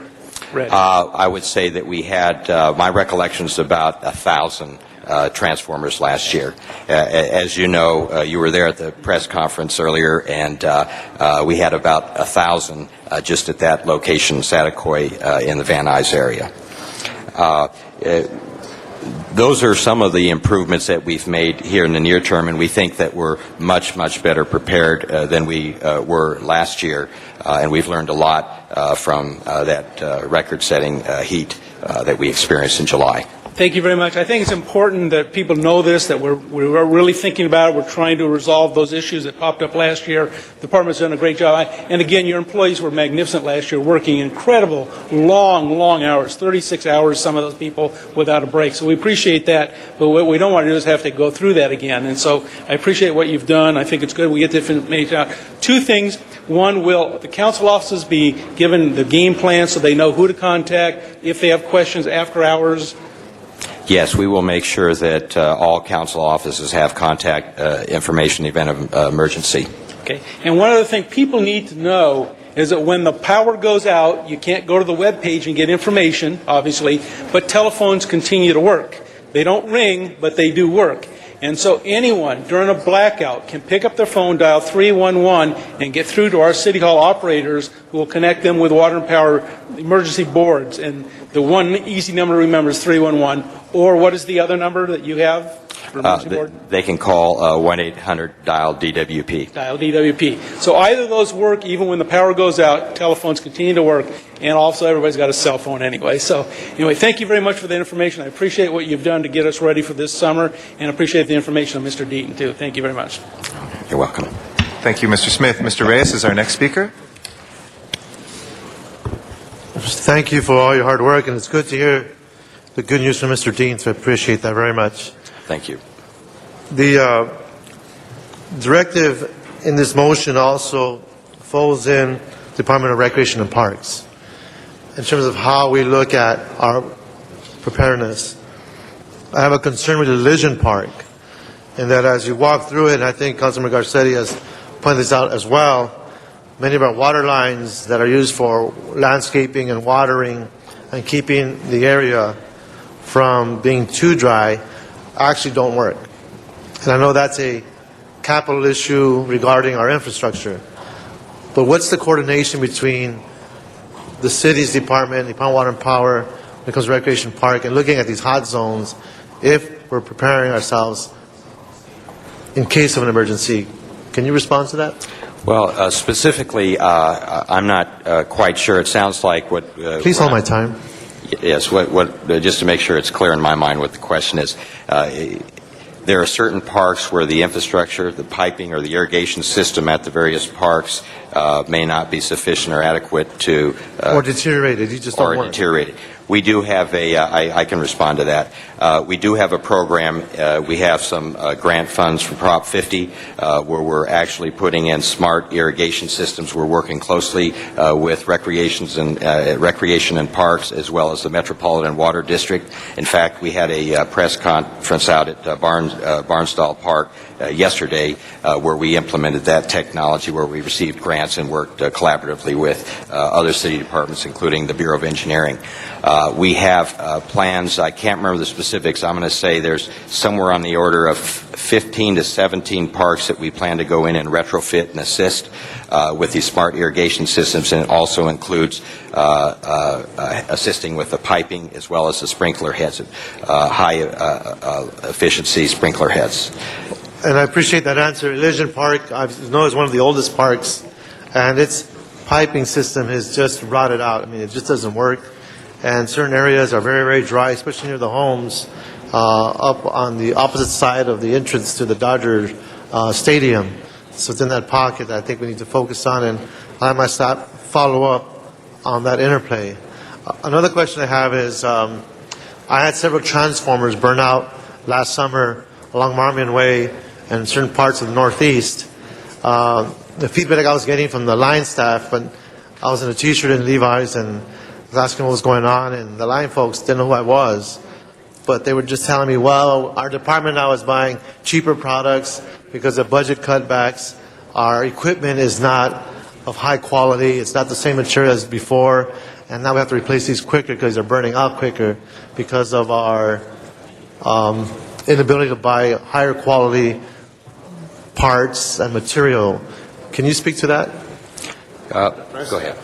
Andrew Martinez, Chief Operating Officer. I'm not sure who you were speaking to, but We're talking about the transformers that are up there. I understand that. It's a line staff that actually does the job. Yeah, the individuals that you spoke to were not well informed. I'm not sure what they told you. In essence, as a fact remains, we have changed our specifications to buy higher quality transformers. Can you speak to the microphone because it's hard to hear? Yes, we have changed our specifications following last year's outage to make the transformers more reliable and actually pay more for transformers now to make sure that the heat rise of the transformers are increased. That is, that they operate at higher temperatures without faulting. And again, we've made our requirements and our specifications stiffer, which is going to cost a little bit more money, but in the long run, it's going to be a good investment for the city to do so. And those transformers have begun to arrive now. Oh, so they're arriving now. So the ones that we were replacing last summer are not the same products as what you just purchased? We purchased the ones under the old contract that we had. The specifications have gone out, and we reissue new specifications are for the upgraded transformers. Yeah. Again, the issue is one of getting a margin of additional capacity on transformers so they can run longer and hotter for longer periods of times. But those transformers will be coming in, and somehow we're ready to ride. So how relevant is it to understand the old transformers or those that are ending their life use that are located in very dry brush areas?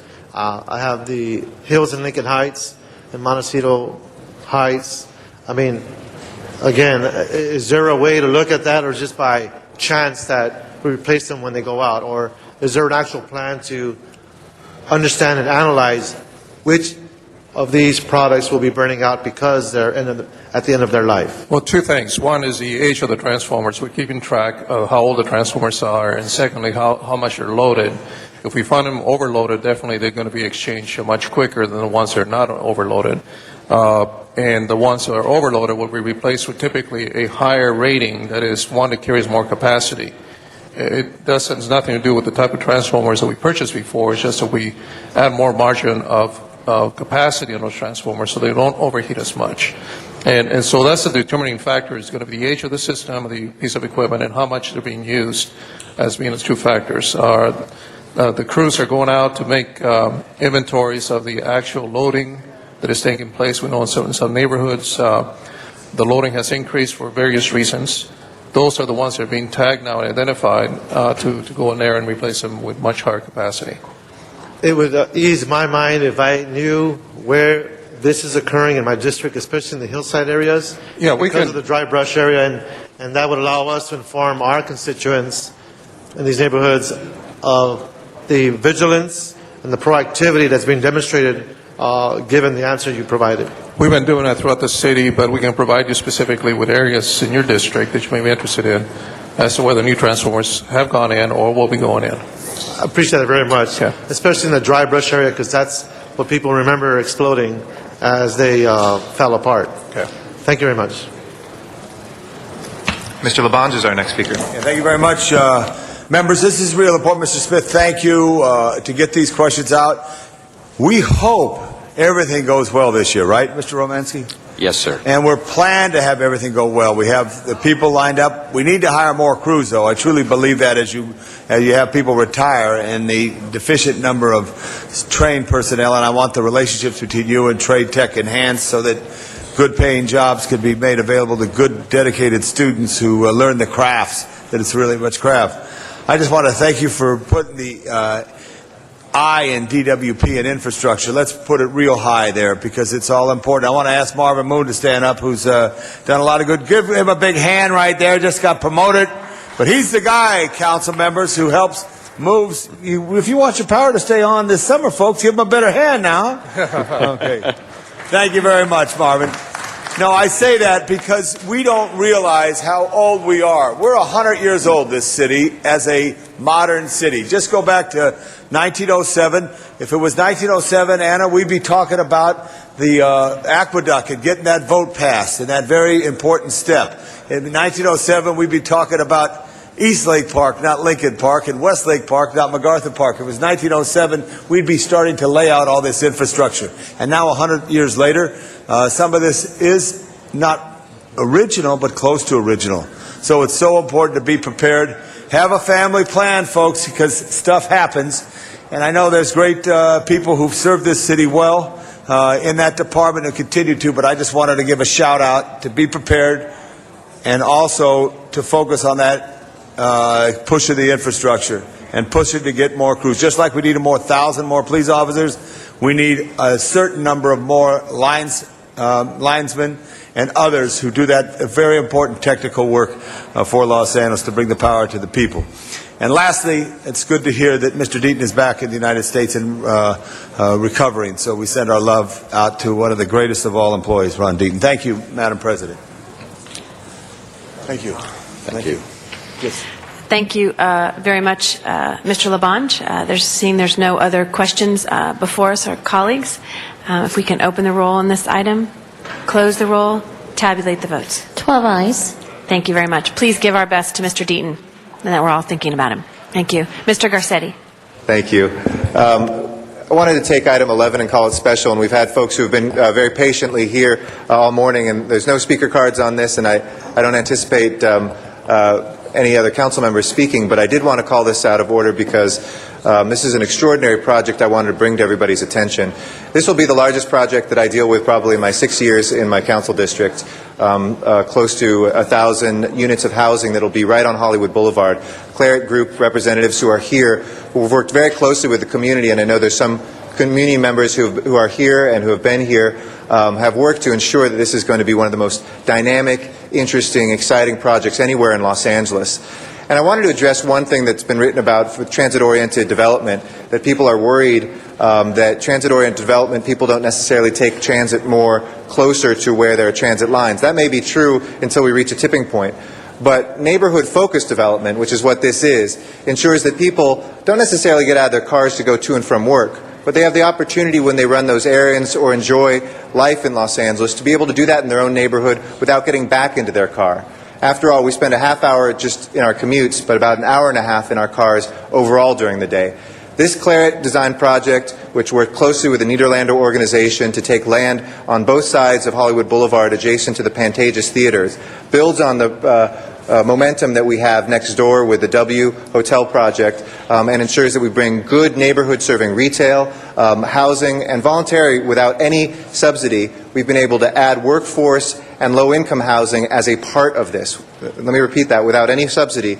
I appreciate the work of the Claret Group to ensure that we have workforce housing at both moderate and low-income levels to ensure that people who work in Hollywood and are part of that renaissance can stay in Hollywood. That improves traffic situation for all of us, reduces pollution for all of us, and allows somebody who moves in there in a short time to use an MTA pass, as Claret Group is going to give to new tenants for the first year, maybe a shared car, or just walk the neighborhood and see a great play at the Pantages, see a movie at the ArcLight, go to the farmer's market on a Sunday, walk up and down Hollywood Boulevard to get a good meal in a way that improves not only the quality of life for those tenants, but for all of us here.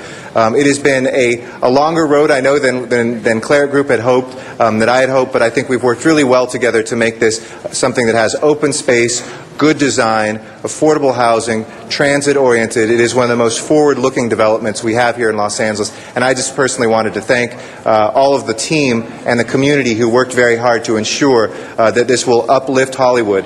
This project by itself will not solve our traffic woes in Los Angeles, but it will help contribute to the vision of a city in which traffic, open space, cultural life, and residential life can all intermingle with commerce in a way that improves it for each one of us. So thank you, and I urge your aye vote.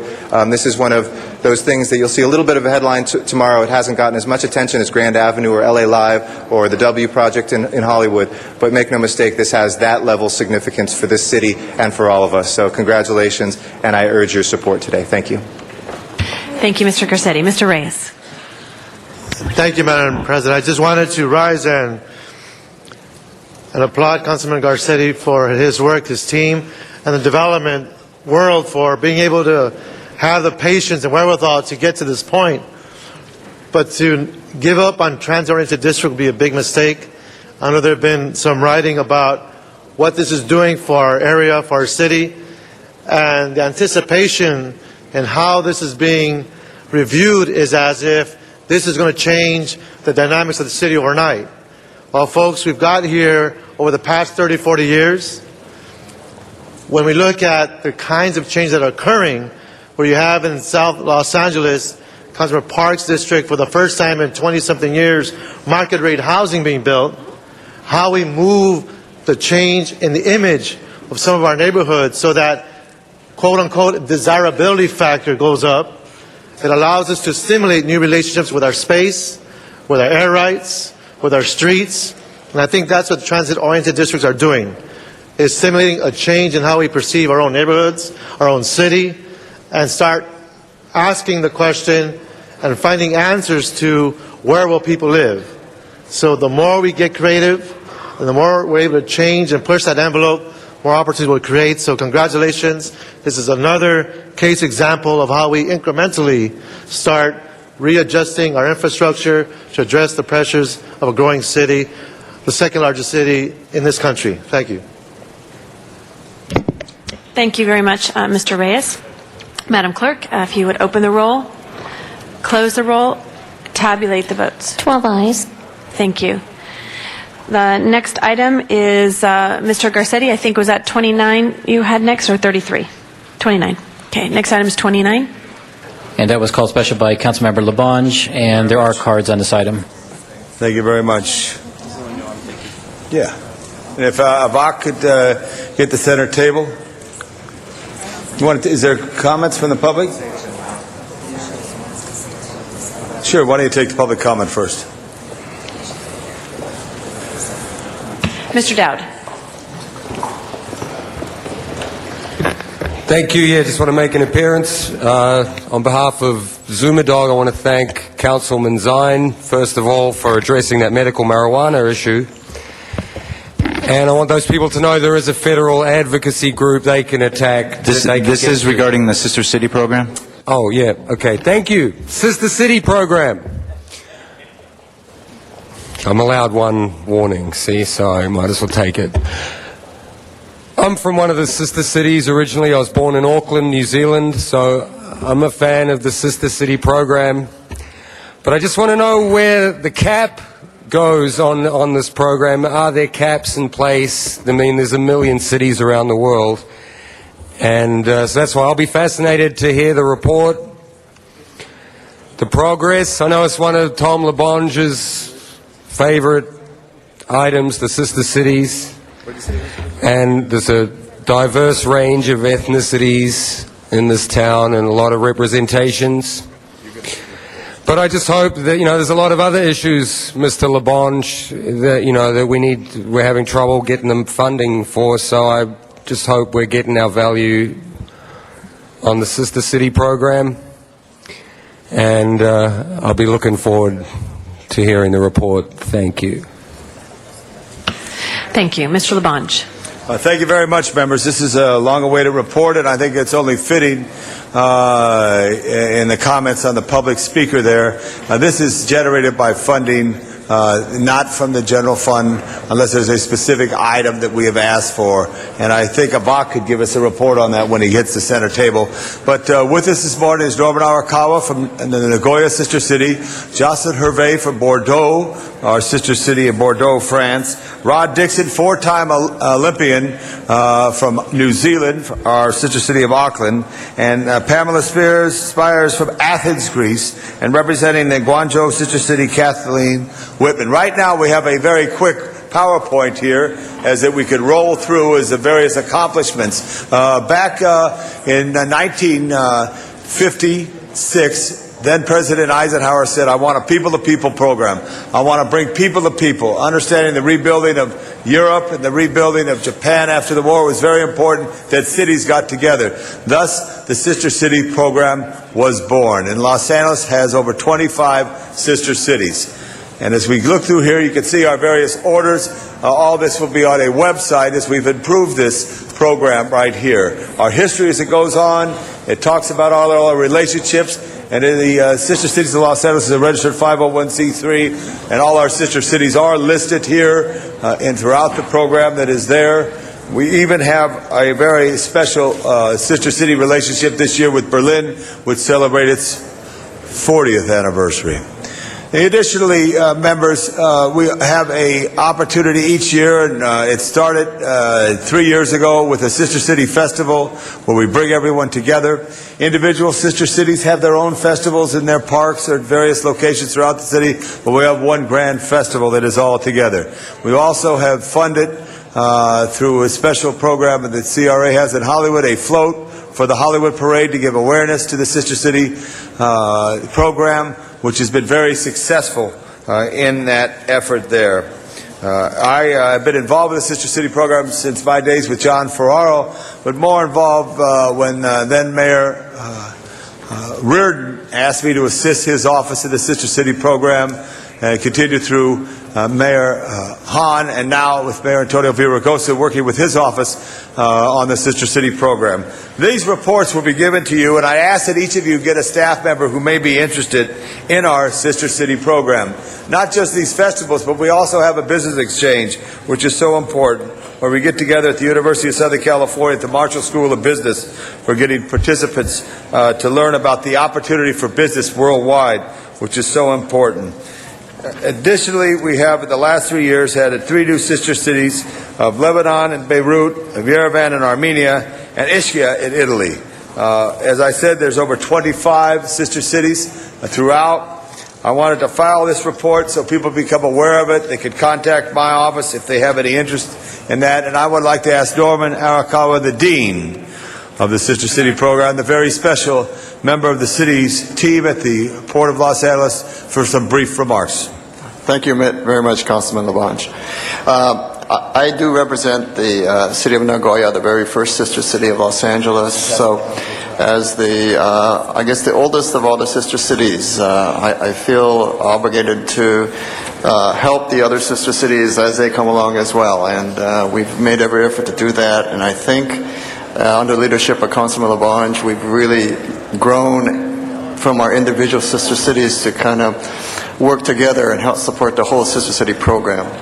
And I know with Nagoya, many of the council members here have visited Nagoya. We are very proud of the relationships that we have cultivated with that city, and we continue to build that relationship and make it grow. Thank you. Good. And Ms. Orve from Bordeaux, France, recently celebrated Bastille Day. Yeah. First, I want to tell you how much I'm honored and thrilled to be here in front of you representing the new Los Angeles Bordeaux Sister City Committee. And I especially want to thank Tom Labange for placing his trust in me and appointing me as the new chair of the Bordeaux Committee. So our committee has already been very active this year in March. Under the leadership of Tom Labange, we flew to France and we went to Bordeaux. We met the mayor, the deputy mayor, and the council members, the representatives of the Chamber of Commerce. We visited the city of Bordeaux by the tramway and visited the port of Bordeaux. After, we participated in a very powerful seminar held in Lyon, waging peace in our communities. All these events were very successful and very promising for the future.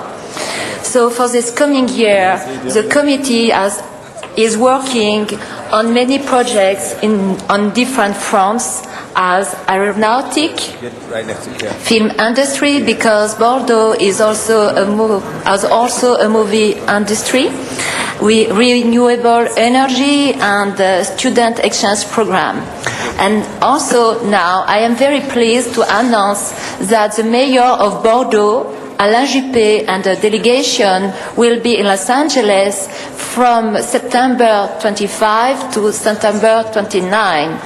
And his visit will strengthen the ties between our two communities, our two cities. And I want to thank Los Angeles for being such a beautiful and welcoming city. And from the bottom of my heart, I'm looking forward to working with you for a strong and powerful alliance with our two cities. Thank you, Ms. Harvey. I appreciate that. Rod Dixon, four-time Olympian, and he's got a great program with the Auckland Sister City that you'll be pleased Mr. Weston gets involved with our marathon program. Thank you, Tom. And it certainly is a pleasure to be here linking the two cities of Auckland and Los Angeles across the Pacific. And our program in New Zealand is called a Kids Marathon, and this is encouraging young children to participate in running the distance of a marathon over 10 weeks. And it is hoped that we encourage other sister cities around the world of Los Angeles to participate in this program so that those children can come to Los Angeles and be welcomed by City Hall and paraded at the running of the Los Angeles Marathon in March of each year. And this could bring together something like 50 children from around the sister cities to participate and to be welcomed here in City Hall, and perhaps even we could get the mayor to run with them for 5K. So thank you, Tom, and the opportunity to present those ideas. Thank you. And representing Jim Zafras, who's the chair, Pamela Spies. Thank you for having us here. I first would like to thank Tom LaBonge for all of his support and so on. But well, it's not okay. We have to say that. We want to say that. But I would be remiss to not acknowledge Young Ji Kim, who serves on Tom LaBonge's staff as well, who is an outstanding member of our organization as well. As a member of the City of Athens, we came here and became part of the sister cities in 1984, and the best year to do so was the year of the Olympics. We carry on that torch as throughout the years that we've been part of the LA Sister Cities. Recently, we have really emerged and brought it up to a level of which we've raised awareness amongst the Greek community, which is exactly what each Sister City's role is to do. We're very happy and we look forward to the days ahead. We're now ready to really emerge as a true nonprofit, as what it's supposed to be, and be an active member of the Sister Cities of LA ongoing and forever. Thank you. Good. And Catherine from Guangzhou, represent Jeffrey Chung, Guangzhou, Sister City. Good morning, and thank you for the opportunity to come. I am the Vice President of the Los Angeles Guangzhou Sister City Association. Our President, Jeffrey Chung, sends his greetings and thanks to Tom for all of the support that he has given to our organization, including joining the LA Guangzhou Sister City for a 25th anniversary trip to China 2 years ago. The Los Angeles Guangzhou Sister City Association will celebrate its 27th anniversary this December. It was founded under the auspices of a certainly great Angelino, Mrs. Carolyn Amundsen. And since her death, we have carried on with the work, which includes cultural activities. Next week, there will be a modern dance group from the city of Guangzhou, which will perform here in Los Angeles.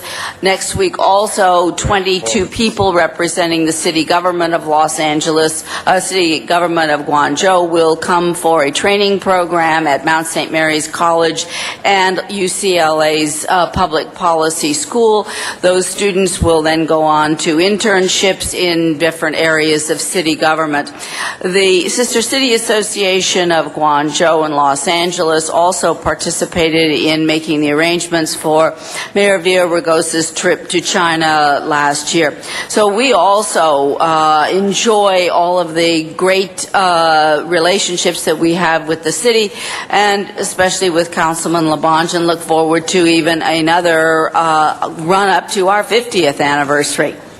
Thank you very much. And finally, Avak Italian, the fine assistant legislative analyst who has orchestrated a great service to the city. Avak, could you report or brief anything to the council members briefly on the progress of the programs? I really have nothing to add, but I'm here to answer any questions you might have. Oh, that's a good CLA'er. But Avak, thank you. Members, Avak's the point person to go to on any Sister City program. We're here to help. I just wanted to give you this report. Also, we have a website. All our cities, you're seeing it up here on the screen here.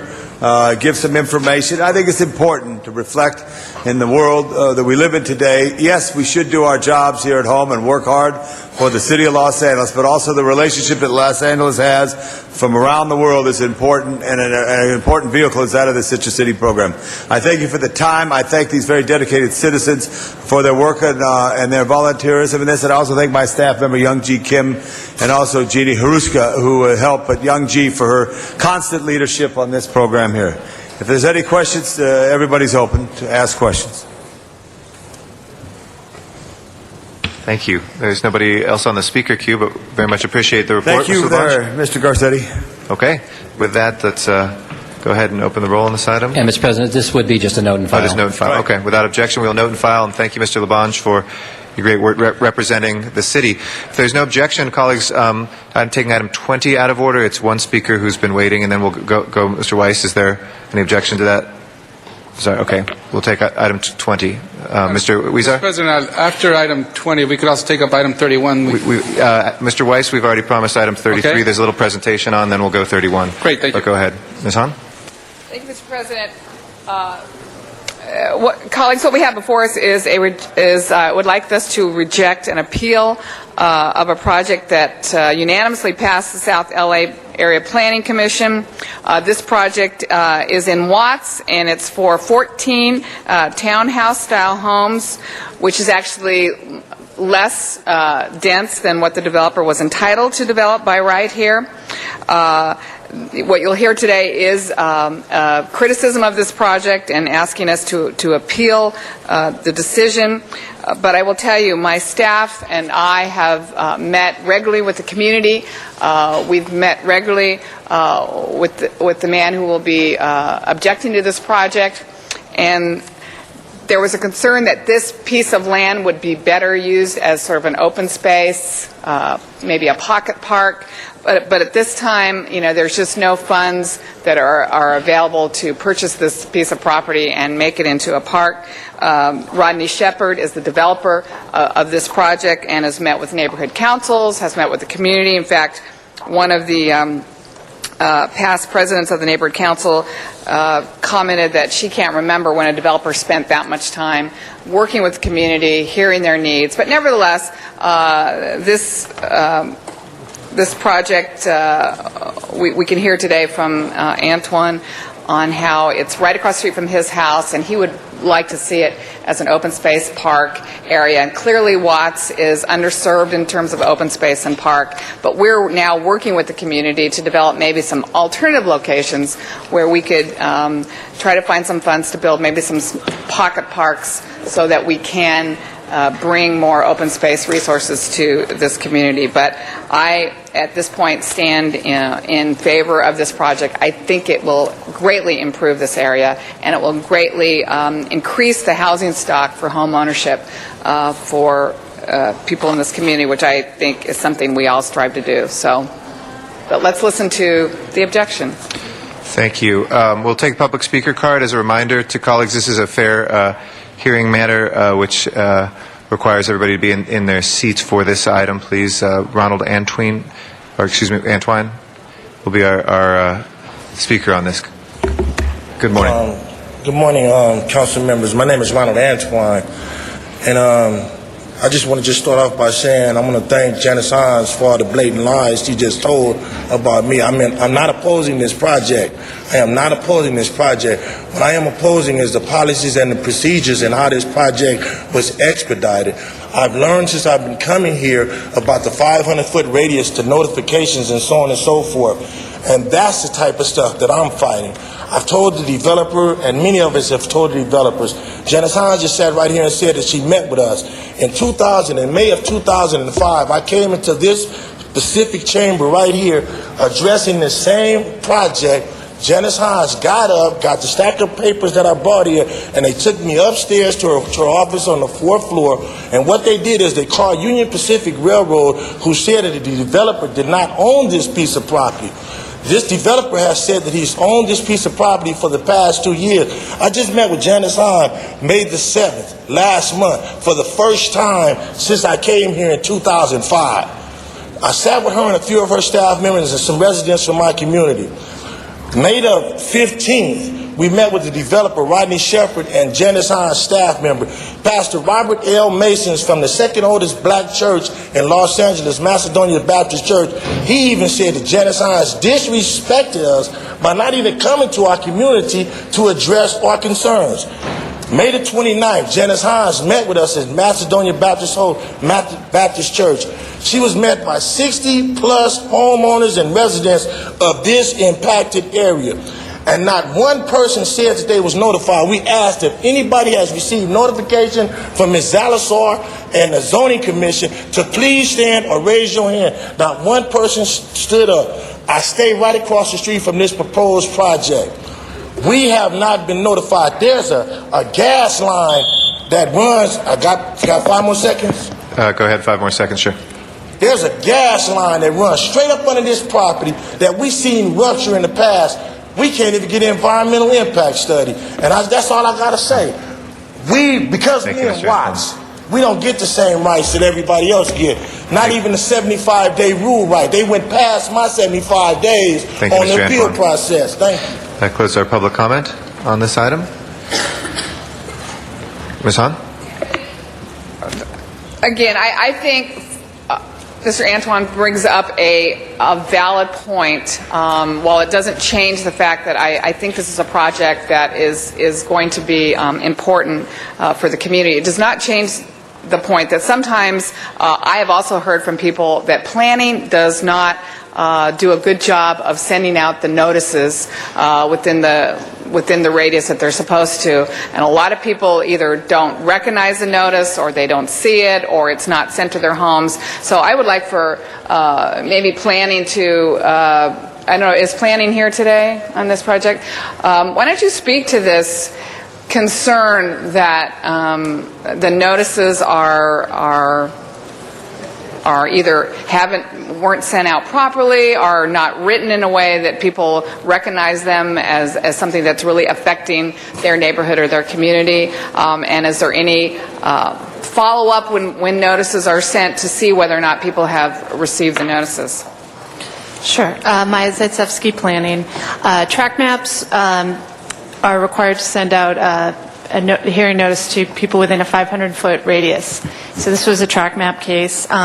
We have confirmation from BTC, the company that is the one who distributes the hearing notices, and they did mail it out to the 500-foot radius map. And also the site was posted at the time of the public hearing. What confirmation do you get? They do an affidavit. Posting affidavit that they mailed it, and any that they say they've mailed it.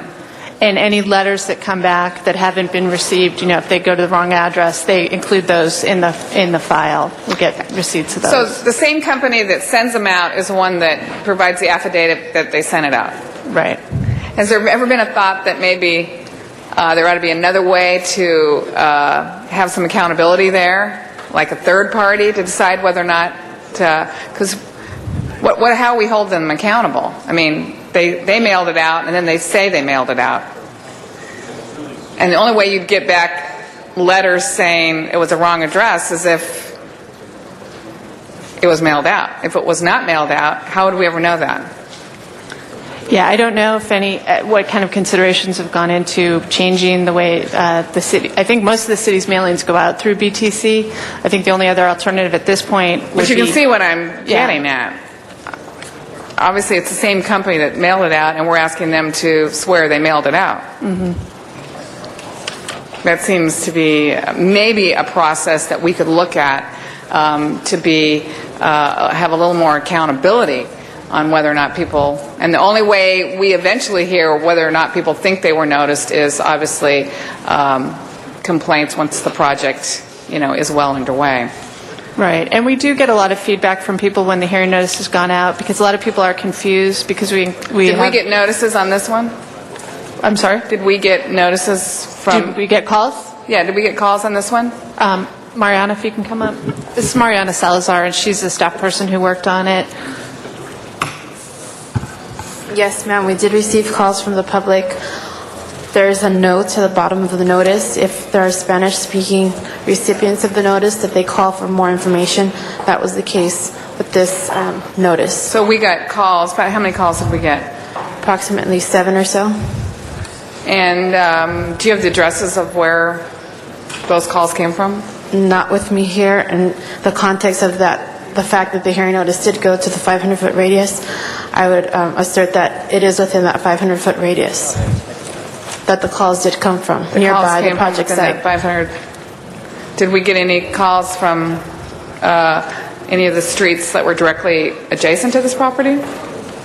Yes, we did. From neighbors across the street, for example, I recall interacting with the Spanish-speaking resident who lives across the street from the subject site. On what street? 113. Okay, well, maybe you could provide that to my office, just so I can have some assurances that people, but I really would like us to look into the idea of maybe having a third party verify whether or not proper notice was sent as opposed to the company that did the work. I think that makes her a little more accountable, because I think all of us want to make sure that every project has as much transparency, has as much opportunity for the community who's most impacted to be involved in the process. I'll pass that information along. Thank you. But having said that, colleagues, I would like your vote to reject this appeal for this project. Thank you, Ms. Hahn. Mr. Reyes? Yes, if I can ask the planning staff to remain at the center. First, when we chaired this, as chairing this committee and we went through this project, one of the salient factors that arose in the discussion is the participation of the neighborhood council and some of the folks that were there.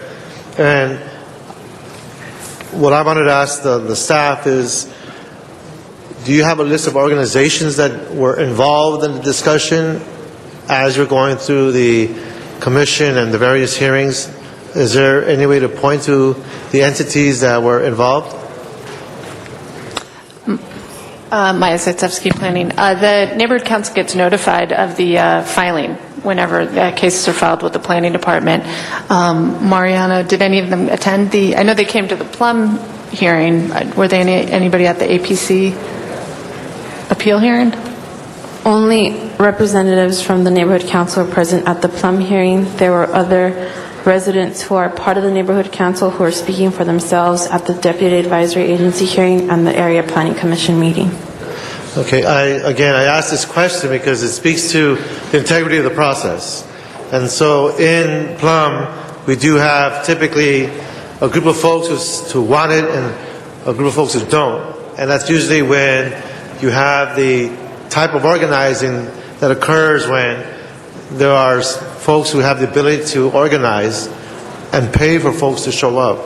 So it's important that we document who comes to these hearings, who they represent, so that we can ensure that there's integrity in the process and how we unfold the type of community participation that speaks to the real impacts and the real issues, and not folks who are being paid to be in a certain place.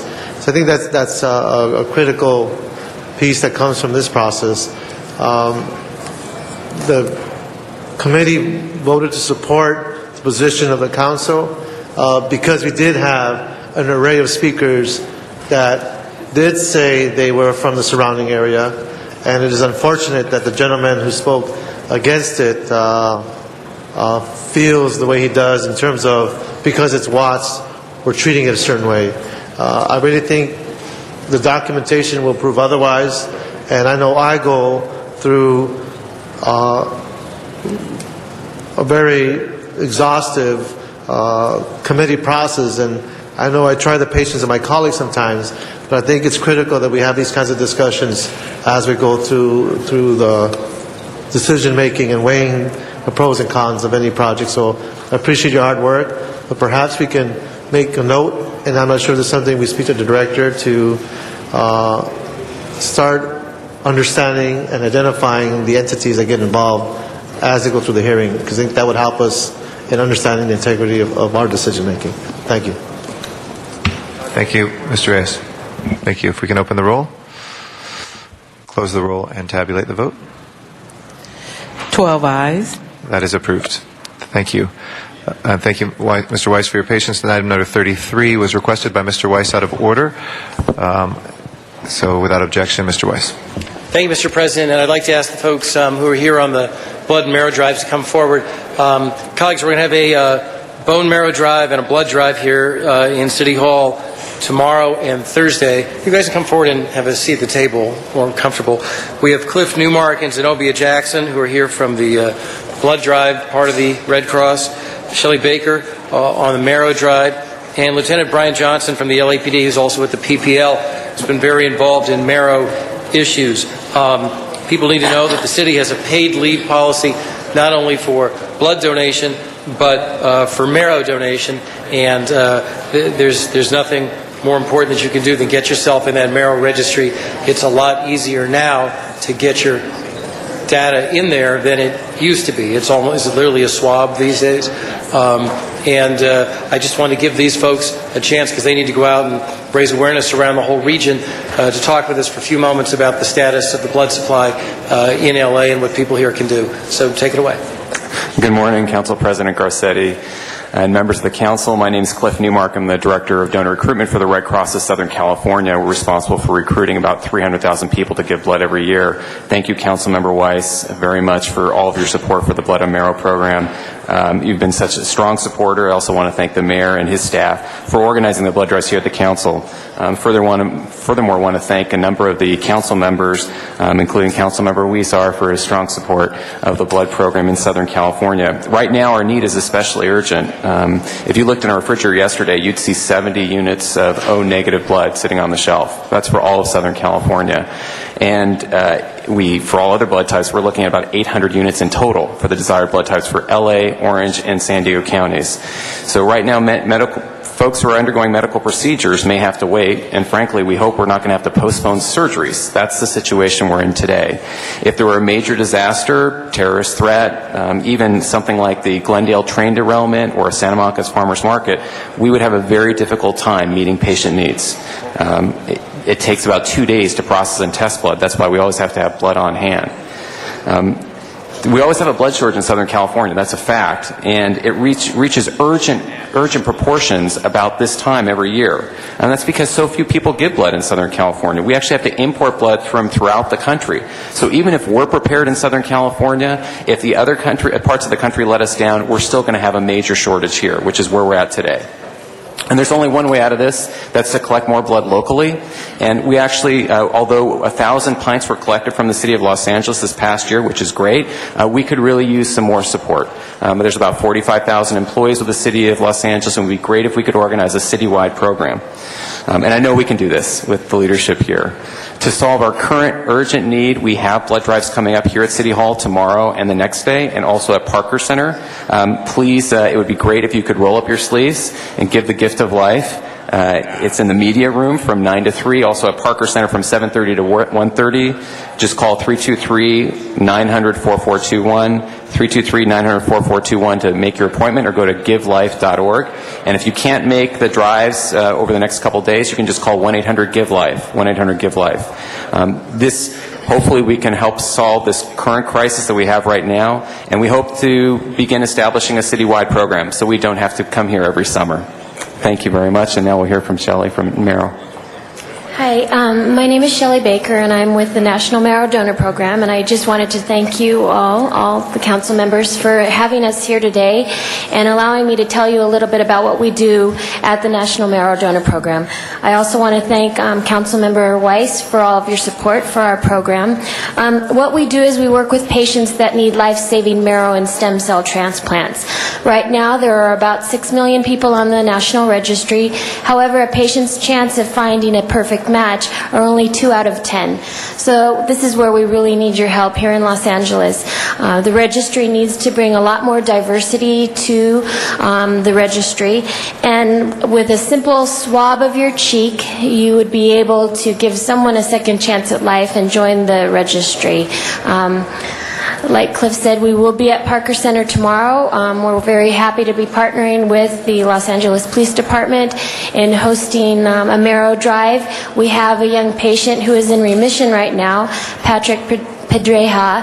His father is a sheriff in Florida, and he's been driving across the country wanting to bring about 5,000 marrow donors to the registry, and he's at about 3,200 right now. So I'm hoping that people can come out tomorrow, join the registry. I will be there, and we can tell you more about how you can give someone a second chance at life. So thank you. Thank you. Brian Johnson, Los Angeles Police Protective League. Councilman Weiss, again, thank you for inviting us and the entire council. As you know, with the police department and the LAPPL, along with the Marrow Donor Program, for probably the last decade or so, we've been championing drives all over the state of California. Probably have registered in excess of 5,000 to 8,000 people into the registry. And it truly is, I think everybody knows here, that it gives somebody a second chance on life. That we have experienced not only in the police department but the fire department as well as other city family members. So again, on behalf of the LAPPL, we just want to thank you for your leadership in continuing to allow city employees to the time off to go ahead and get registered and potentially be a donor. Thank you. Thank you all for doing that, and colleagues. Be emails going out, of course, to yourselves and your staff and city staff, and hopefully folks will avail themselves of this opportunity. It is a lot easier now to get your marrow fingerprint into the Marrow database than it used to be. It's just a swab, and once you're in for life. So if you haven't done that yet, please do that tomorrow and Thursday. Thank you very much for the presentation. Thank you. Mr. Labange. Before you leave the table, I just wanted to rise for the American Red Cross and the program here. And Mr. Weiss, thank you. The city has a great history, and a lot of great departments have always led the way. And I appreciate you being the banner carrier these last several years, Jack, because it's so important to look at this. It's a very important factor. And in listening to the report, I hope we can spread it out, at least ask our neighborhood councils and some of the other groups to get the various constituencies involved in this program. So, Madam Clerk, I ask you to send a copy of this report to the Department of Neighborhood Councils to be distributed to all neighborhood councils so they know about it. That's a great, is Mike on? It's a great suggestion, Mr. Labange, because there's real pressing need amongst people of color to get into the Marrow registry. When I matched with someone, I matched with an Anglo person in Canada. But we are a city that is predominantly of color, and yet we don't have enough people of color in that registry, and so we really have to do everything we can to get the word out throughout the whole community in Los Angeles. So thank you for mentioning that. Friendly amendment, the neighborhood councils learn all about this as well. Jack, thank you for the leadership. Thank each and every one of you. Thank the Red Cross. Thank you, Mr. Labange. That'll be accepted as a friendly amendment without objection, so let's go ahead and open the roll. Oh, wait, I'm sorry, we do have one speaker card on this. My apologies. Mr. Dowd? Matt Dowd? See, not here. Going once. Matt Dowd, going twice.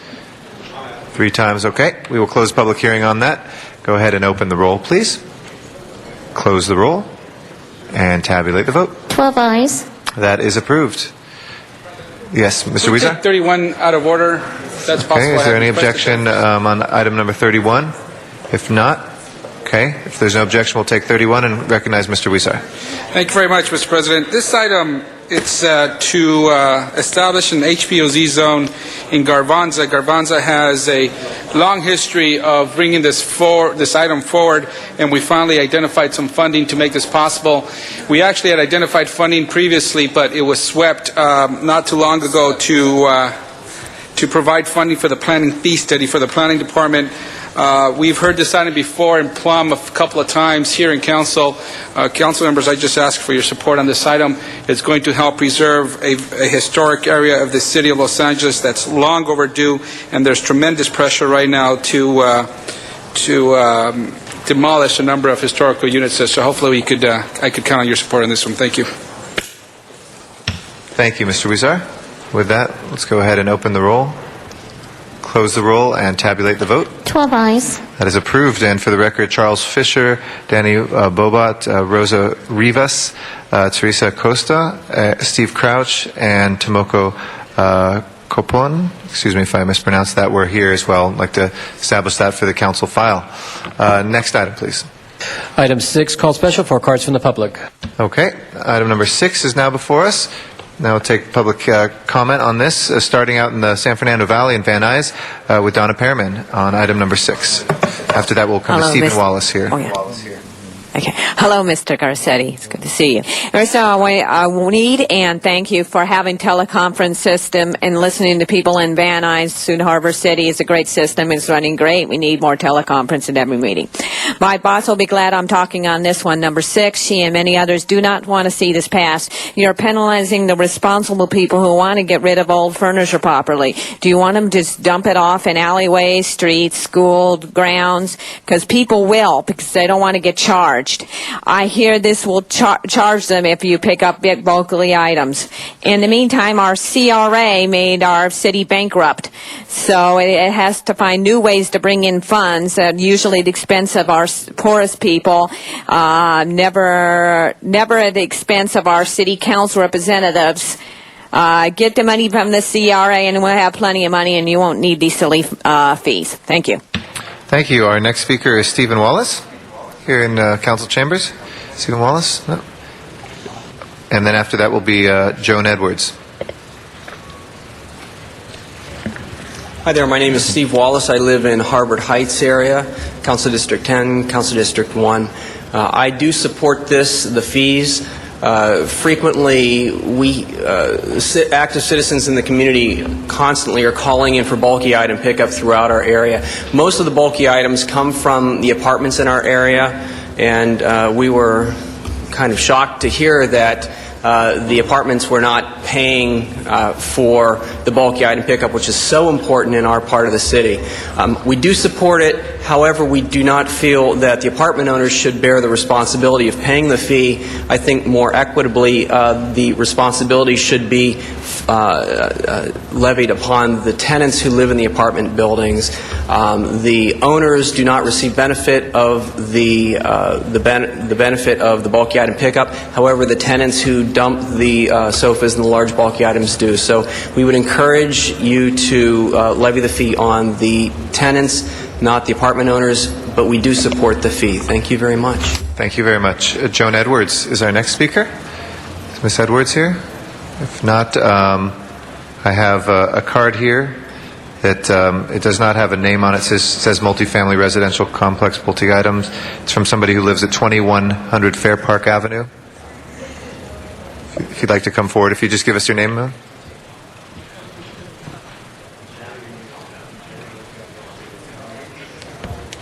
I'm sorry, that was my first time doing this. That's okay, don't worry, no problem. And what is your name, ma'am? My name is CJ Burris. Okay. I live in the Eagle Rock section of Los Angeles. Thank you. I am kind of for this. I understand that apartment renters must shoulder their burden of cleanup, but I have a question. Whatever happened to security deposits? Because I know I paid one. And if there's a bulky item left in my apartment, or if I pull it down the stairs and put it in front of the building, I'm never going to see that security deposit again.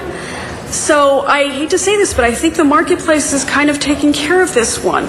Landlords, if there is a bulky item somewhere on their property, will kind of keep the security deposit. And if this law goes into effect, that's not going to change. I don't see it changing, because the landlords will call 311 and say, hi, there's a sofa in front of my building, take it away. And they're going to turn to the tenant and say, hi, you left that sofa in front of the building, and you're never seeing that security deposit again. I help pay my property owner's property tax. My fingerprints are on some of that money. I pay sales tax. And while I understand this is a good idea, they're going to pay like close to $8. I'm going to pay like close to $8. I've lived in my apartment for a long time, and I've never left anything bulky out. So I'm worried that the very people that are going to be most affected by this, like college kids and people from other countries who don't understand the rules, are going to get hit with both security deposits and payments, and nobody's really thought how to sort this out. Also, again, the point that it's a lot of money. Already, every June I pay $9 to have inspectors that I still haven't seen, by the way. And now you guys want me to pay for collection guys that I'm probably never going to use. Please, some common sense here. Thank you very much. Thank you very much. We appreciate your testimony. And Roger Prochaska is next. After that will be Jeff. Good afternoon, and thank you for letting me speak. I think a healthy community, one of the very important things is bulk storage pickup. But I think a bigger issue is to have a healthy housing community, and I'm very concerned that this is yet another program where fees and costs and responsibilities are being passed to the housing providers without adequate controls on the people who are really responsible for these items. I think owners of buildings are the ones that call for bulk pickup. The tenants put the property out on the curb and they move on to a different area. It's the owner who has to call and call and call 5, 6, 7 times for bulk pickup. And finally, bulk pickup comes. But the property, the bulk items were not placed on the curb. So the owner again has to move the items into the proper location so they can be picked up by bulk pickup. Well, the bulk pickup comes again. And guess what? There was a car parked in front of the items. So the owner now has to provide for an empty spot where bulk pickup can come pick these items up. Now it seems a little bit unfair after all of that to now charge the owner to have our community look like a decent place to live for all of us. And that's whose the responsibility falls to. It's the owners. The tenants don't call you guys. They don't call the bulk pickup people. It's the owners. I think a far more equitable thing would be to charge the tenants for these bulky items because they're responsible for them. Thank you very much. Jeff Pro.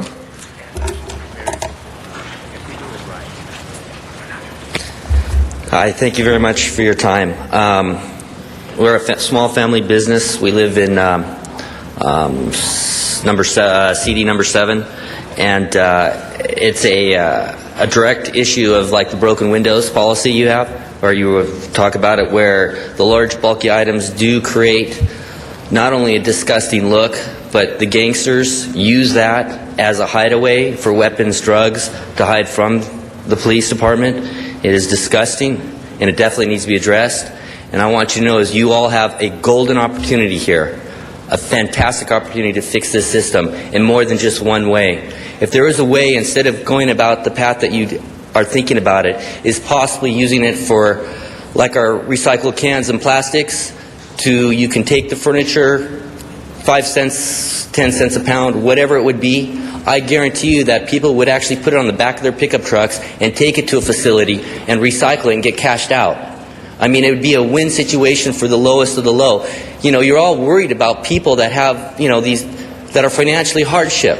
I've seen people go into garbage cans. It's disgusting, and that is hard work. For what? $5, $6, maybe if they're lucky, to recycle? I mean, here's an opportunity you have to switch the tables and make it a win-win situation for our community, for the city, and for the people who you most want to help. The problem you have right now is if you look at the price for the San Fernando Valley of just the fuel consumption every day, I can't tell you right now, I have to Google search it, but my senior lead officer said it was very close to $1 million per day, just the gas, the fuel. I mean, there's something that just doesn't quite add up here. There's got to be a better way than throwing more money at this situation.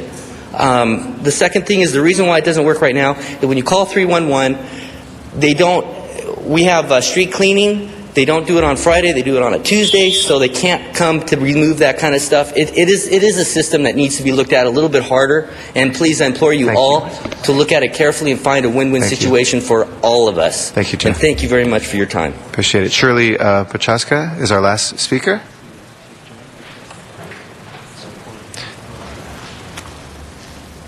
Good afternoon. Thank you very much for listening. We are a small business, apartment owners, and I do support the program of the bulky items. It is a very, very problem in the San Fernando Valley and in Los Angeles too. We have buildings in both places, and I would like to see the people also make some money by helping clean up the community rather than dumping it. So I do support that the people would take their own stuff and be paid for that, like they do when you put a refrigerator or stove or metal out. That's gone within an hour because the people get paid for that.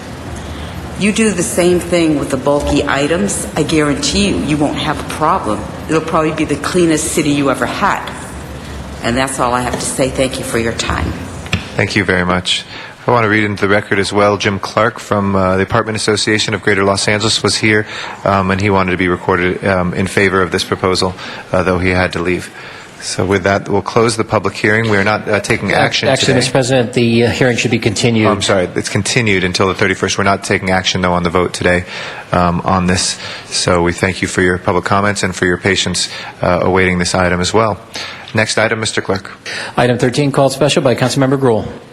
Speaking of patient, Ms. Gruhl has been very patient. Recognize you on item number 13. Thank you. I'll just remember that when I have an item later on. I let all this, but no, I just wanted to highlight, colleagues, for you. There's this item before you today asks that we have our CAO with the Office of Finance and the Chief Legislative Analyst look at the billing that we have and the collections. When you look at, and Controller Chick went and looked at particularly GSD and found, several departments, but found that we weren't necessarily coordinating all of our different collection agencies. Some we have in-house, some we contract out, some, if they're less than $1,000, we then write off. I think there were, I can't remember, tens of millions of dollars we wrote off recently of particularly collection items that we were not able to receive.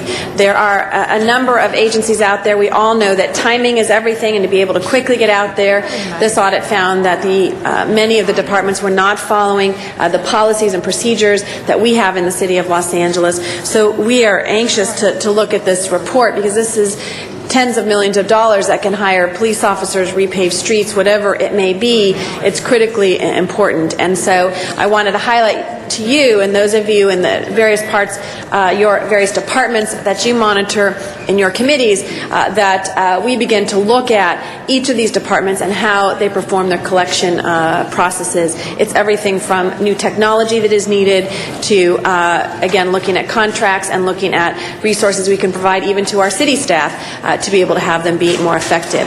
So I wanted to highlight this for each of you to see if we can create, again, a new system and a way in which to look at this. So we will be coming back to budget and finance and looking at ways in which we can save money and costs to the city. So thank you, staff, for being here. It was really about highlighting for the public as well that we're looking at saving taxpayer dollars and making sure that those people who do owe us for, whether it be services provided, fees, et cetera, that everyone is paying their way, and that we're using the best resources available to us to do that. And I know we have also not only CLACO and Office of Finance that are here today, and I know Office of Finance has really been trying to be creative, but not everything goes through the Office of Finance, and there may be a way in which we consolidate that effort. So I just wanted to highlight that today. I don't know if any of the departments would like to say anything other than get back to work, right? That smile on their faces. So thank you very much, Mr. President. Thank you all for being here on this item today, and we look forward to an expeditious report back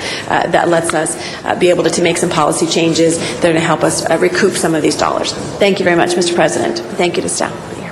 Thank you very much, Ms. Gruhl. And with that, Madam Clerk, if you'll please prepare the roll and tabulate the vote. 12 ayes. That is approved. We have a public speaker card on item 34. Is Mr. Dowd here? Mr. Dowd going once, twice? If not, we'll close the public hearing on 34. If we can please open the roll, close the roll, and tabulate the vote. 12 ayes. That is approved. Next order of business, Mr. Clerk. Council has motions for posting and referral. Those are posted and referred. The desk is clear. Any announcements, colleagues? We are, again, trying to focus our announcements more on the business at hand. We're going to work out a mechanism for community announcements at the beginning of the week that folks can record on Channel 35. So any procedural announcements, business announcements? If not, can I ask everybody to please rise for our adjourning motions?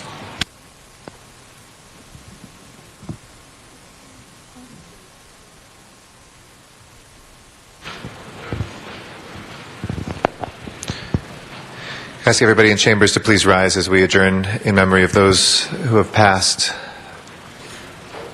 Thank you. I'd like to recognize Ms. Perry first. Oh, thank you very much, Mr. President. And I'm standing here with Mr. Edward Fuentes and Estela Lopez, who's the Executive Director of Central City East Business Improvement District.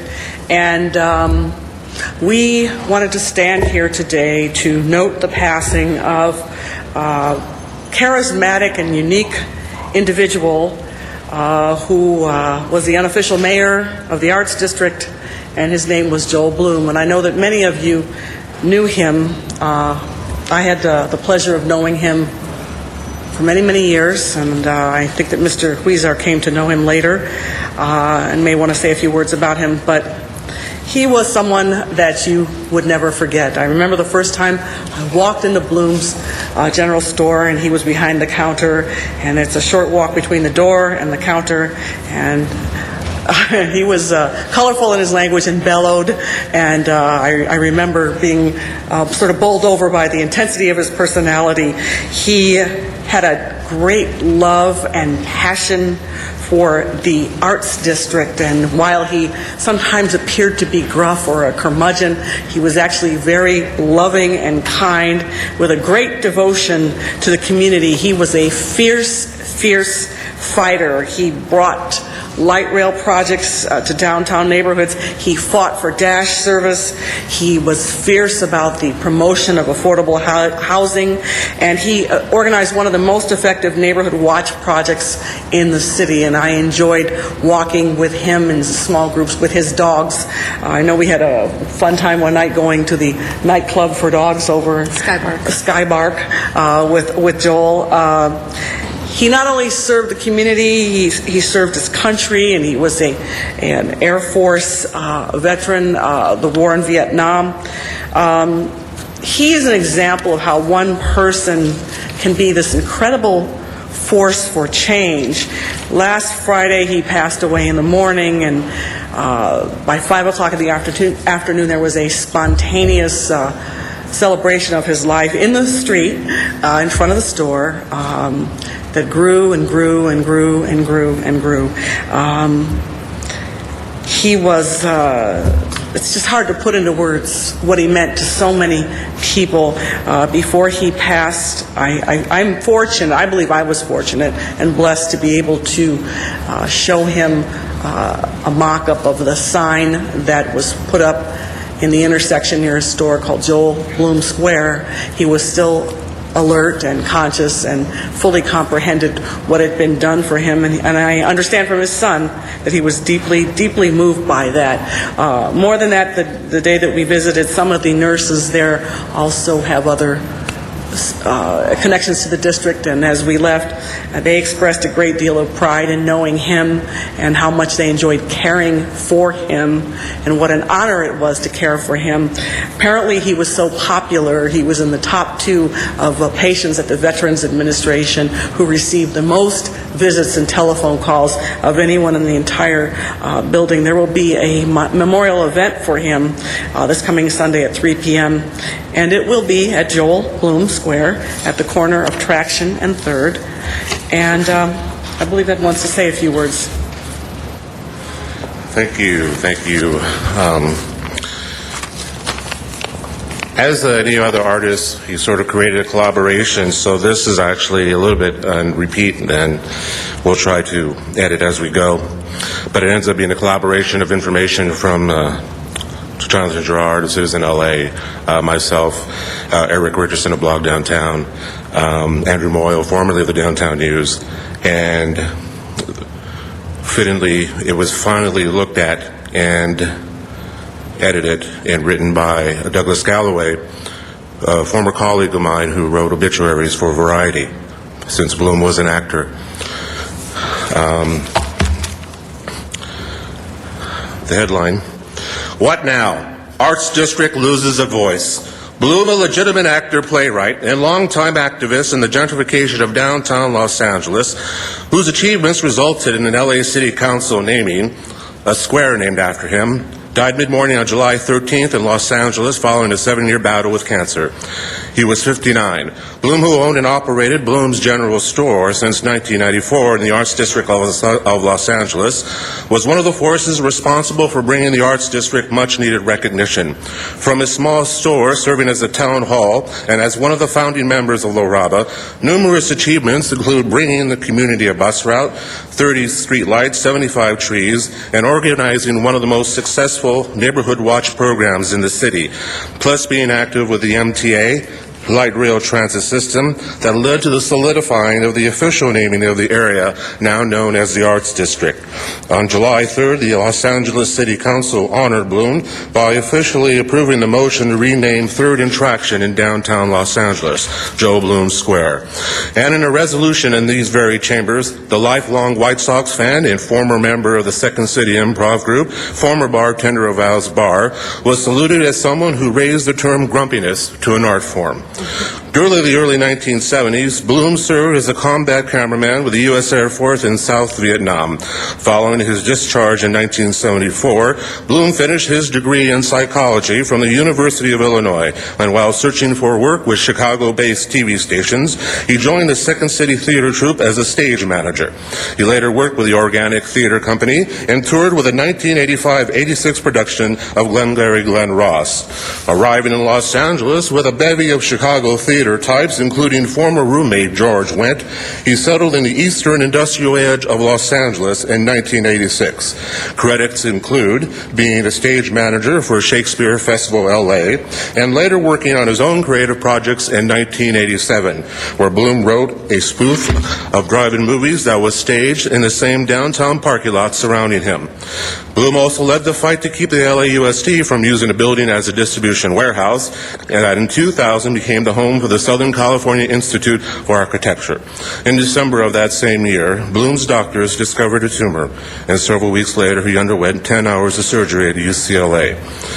Bloom read a veteran newsletter mailed to him, which was discussed the connection between Agent Orange, the defoliant used to clear swaths of Vietnamese jungle in soft tissue sarcoma. The connection ultimately made it possible for Bloom to receive military disability from the U.S. government. Stepping off script for a moment and reading this afternoon and this morning while waiting, I think that I, as an Arts District resident, can also see in Joel's character how maybe in Southeast Asia, seeing villages destroyed, worked for the rest of his life to see one maintained. And in the last couple of years of his life, saw that it would be taken care of after he left. Bloom is survived by his son, Randy Bloom, 2 grandchildren, Evan 6 and Sam 2, a brother Michael, and sister Lynn. Anything else? Okay. Thank you very much, Mr. President. Thank you. I'd like to recognize on this one or okay, Mr. Weeser. Colleagues, I got to know Joe Bloom when I was a law student, and I was on the resident advisory committee for the construction of the Red Line. At that time was strictly a subway to go from downtown LA to the east side. And he sat on this committee, and people would ask him where he lived, and he would describe the streets, and people would ask, well, do people even actually live there? And we've come to know, as we got to know Joe Bloom even more, that when we'd go visit him at his store, and that people actually lived there. But he was one of the first, he was a pioneer that not only made that a home and established it as a home for himself, but many more who followed after him. And his stubbornness was mentioned, and he was kind of a stubborn person at times. He got his mind made up and had an opinion made up, and he tried that. You could appreciate it if you were on the same side with him, but at the same time, you got to move out of his way if you're on the opposite side. But I came to respect Joel Bloom. I didn't keep in touch with him for a long time, but got to know him again as a council member, and he's just one of those people who really make a difference in other people's lives, someone you want to be around, and had a huge smile on his face that I think attracted a lot of people. And as the illness that he had been battling for 7 years went on, you would find the many people he had touched throughout his lives by people coming over to support him, to donate for his medical costs.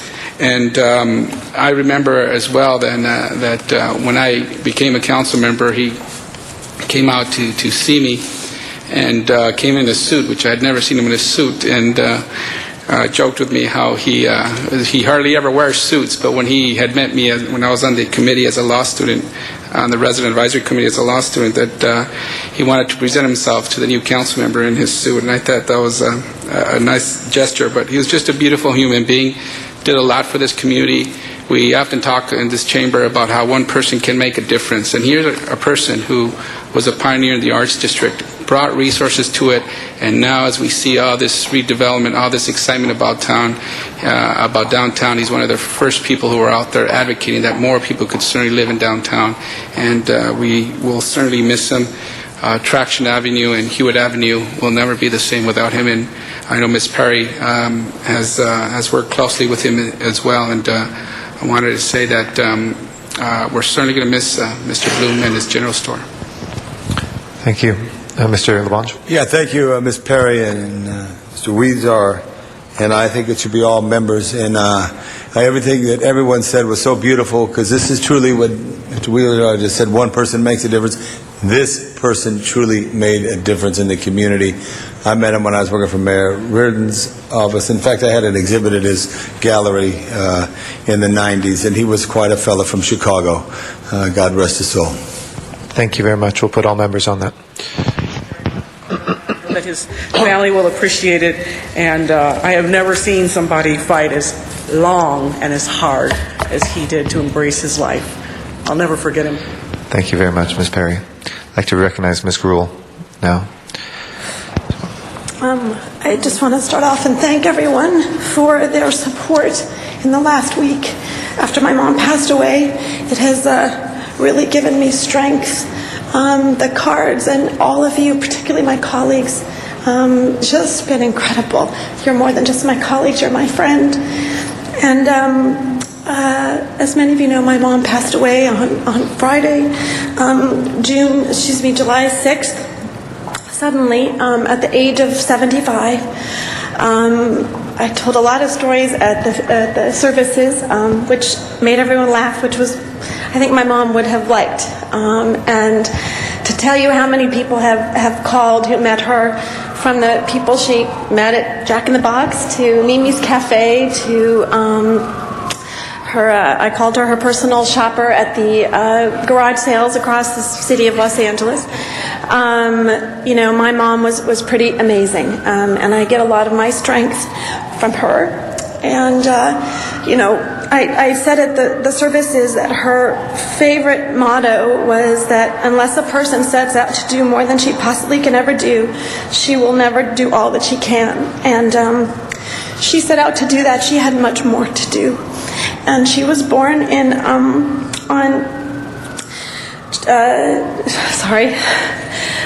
24th, and she lived a very full life every day. And my son the other night was so sweet and kissed her picture to say goodnight to Grandma. And last night was the first Monday my mom had not come to our house for dinner to be with my son. And I just want you to know that she worked very hard, came from very poor beginnings, and everything that she was able to accomplish was because of her tenacity and her strength. And she used to say that we were not to describe her as assertive, we were supposed to describe her as aggressive. and what she did. But the stories we've heard from people about how she touched their lives was really incredible. But I most of all want to say thank you to all of you because you have helped us get through this, and I know there will be tough days in the future, and we'll count on you to be there. I say to my staff, they're my mothers every single day, and added to that. But I just want to thank all of you for your support, kind support. It meant the world to me and to my entire family. My mom's survived by her sister Sharon Hefner and her brother-in-law Wayman Hefner, my brother Weston, and his wife Connie, and my husband Dean, and her 3 grandchildren, which were the love of her life. Samantha and Parker Gruel and Thomas Schramm. And I know you will see in them the things that she strived for and her influence on their life and on mine. So thank you very much. Thank you, Ms. Gruel. We love you very much, and we are all very blessed to have known her. Are there adjourning motions, Ms. Perry? Thank you very much again, Mr. President. And Wendy, I just want to say I remember meeting your mother at your bridal shower, and she was probably one of the funniest people I've ever met in my life. And when you told the story about your mom parking her red Thunderbird on your lawn, all I could do was smile. Yes. Just 2 quick ones, Mr. President. I'm adjourning in memory of Margie Lee Thomas, who's the grandmother of Leroy Williams, who was a council aide for Council District 9, and she passed away July the 1st due to kidney failure. She was a loving woman, and she worked as a teacher's aide for Los Angeles Unified School District and for the Compton Unified School District. Her love for children was apparent. She was a team mom for the LA Demos Pop Warner football team. Now here's the astonishing fact. She has 9 grandchildren. This is astonishing. 54 grandchildren and 38 great-grandchildren. And when you say this, she will be missed but never forgotten because there are enough people in her immediate family to always remember her. That's astonishing. May she rest in peace. And then this is on behalf of Mr. Parks for Teresa Marie Hayes, who passed away Monday, July 9th at San Antonio Hospital after a long battle with cancer. She was born on February 13, 1939, and she was the 5th of 9 children. She was united in marriage to Mr. James Hayes on April 10th, 1960, and from this union, a child was born, Brett Hayes. She then moved to Los Angeles in 1961, where she remained with her husband for 46 years until they recently relocated to Rancho Cucamonga. She served 32 years for Thomas Brothers and retired and became a full-time community activist. She worked tirelessly to improve the conditions of her community, and she was last employed as a field representative for State Assemblywoman Karen Bass.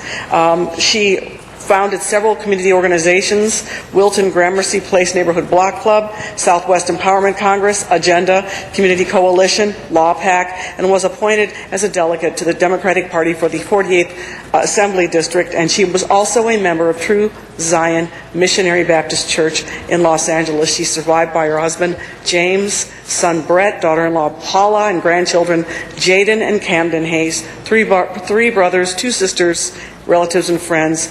The funeral was held today at 10 a.m. at Bethel AME, and condolences to her family. I think if some of you have ever seen Karen or Assemblywoman Bass out, you probably saw her right there with her. So, God bless her. Thank you. Ms. Hahn? Yeah. Oh, you want to say on that one? Mr. Wesson will add as a seconder on that. Thank you. Ms. Hahn? Thank you. Tragically, I want us to adjourn today in the memory of Maria Amelia, who, along with her husband, J.D., and both of her children, Jerome and Bernadette, who were killed tragically in a car accident on Saturday on their way to Lake Tahoe for a family vacation. Maria Amelia was the kindergarten teacher at 186th Street School in the Harbor Gateway, which is the school that we've been holding our regular community meetings at since Cheryl Green was killed tragically in the Gateway in December. So we've gotten very close to the school, to the teachers, to the principal there. So it was the principal that called me and told me of this tragedy.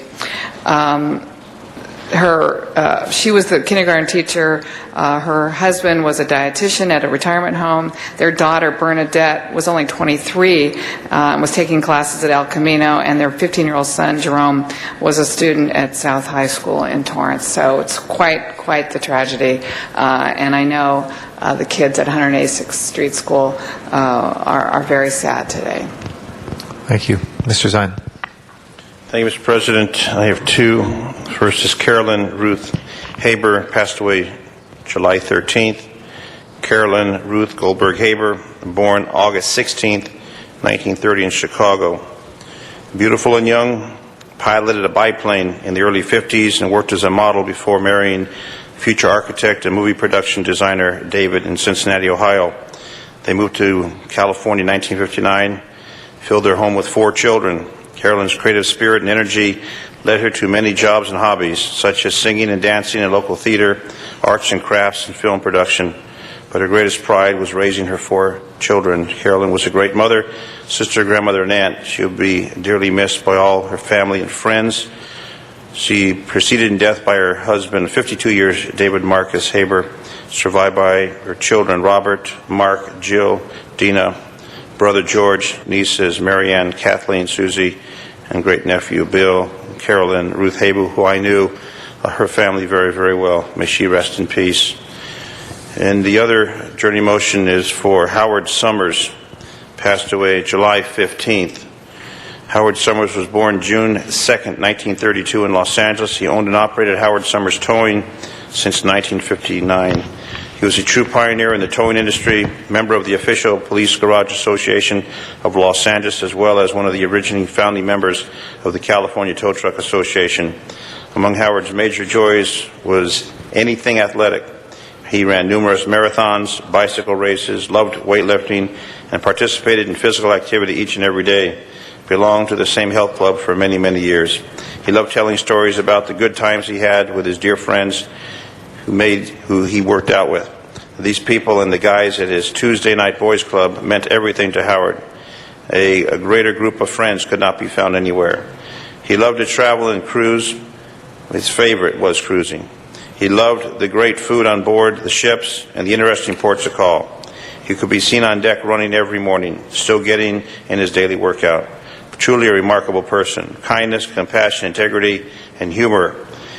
Considered himself very lucky indeed to have so many close friends and loving friends. Throughout his illness, their caring words and offers of assistance were a comfort to Howard and his family, dearly missed by his family and friends, survived by his mother Molly, children Robert, Gretchen, and Randy, grandchildren Michael, Eleanor, Philip, and Evan, great-granddaughter, longtime companion and wife Deborah Summers, who loved him and devoted herself to him during his illness, preceded in death by his father Oscar, his sister Frances, brother Jerry, and his first love and wife Eleanor.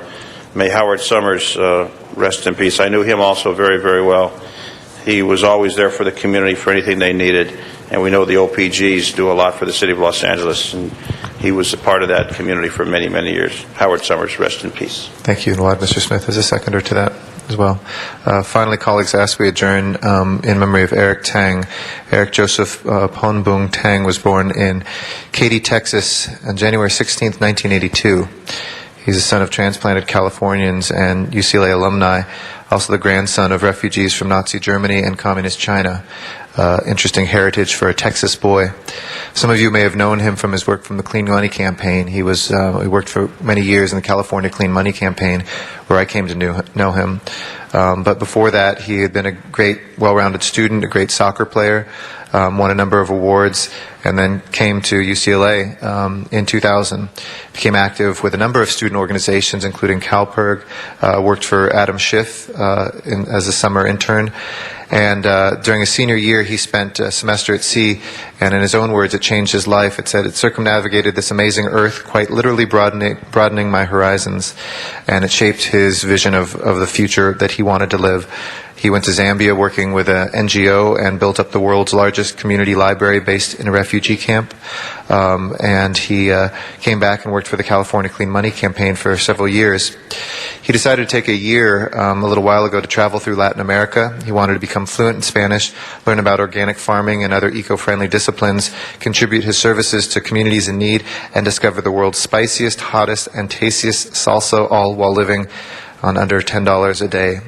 And unfortunately, on that trip on June 19th, in a beautiful waterfall, Misol Ha, which is just outside of Palenque in Chiapas, Mexico, he died from a fall. He is survived by his parents, Barbara and Sonny Tang. May he rest in peace. Mr. Clerk, please call the roll. We'll next be in session tomorrow. That is Wednesday, July 18th, 2007, here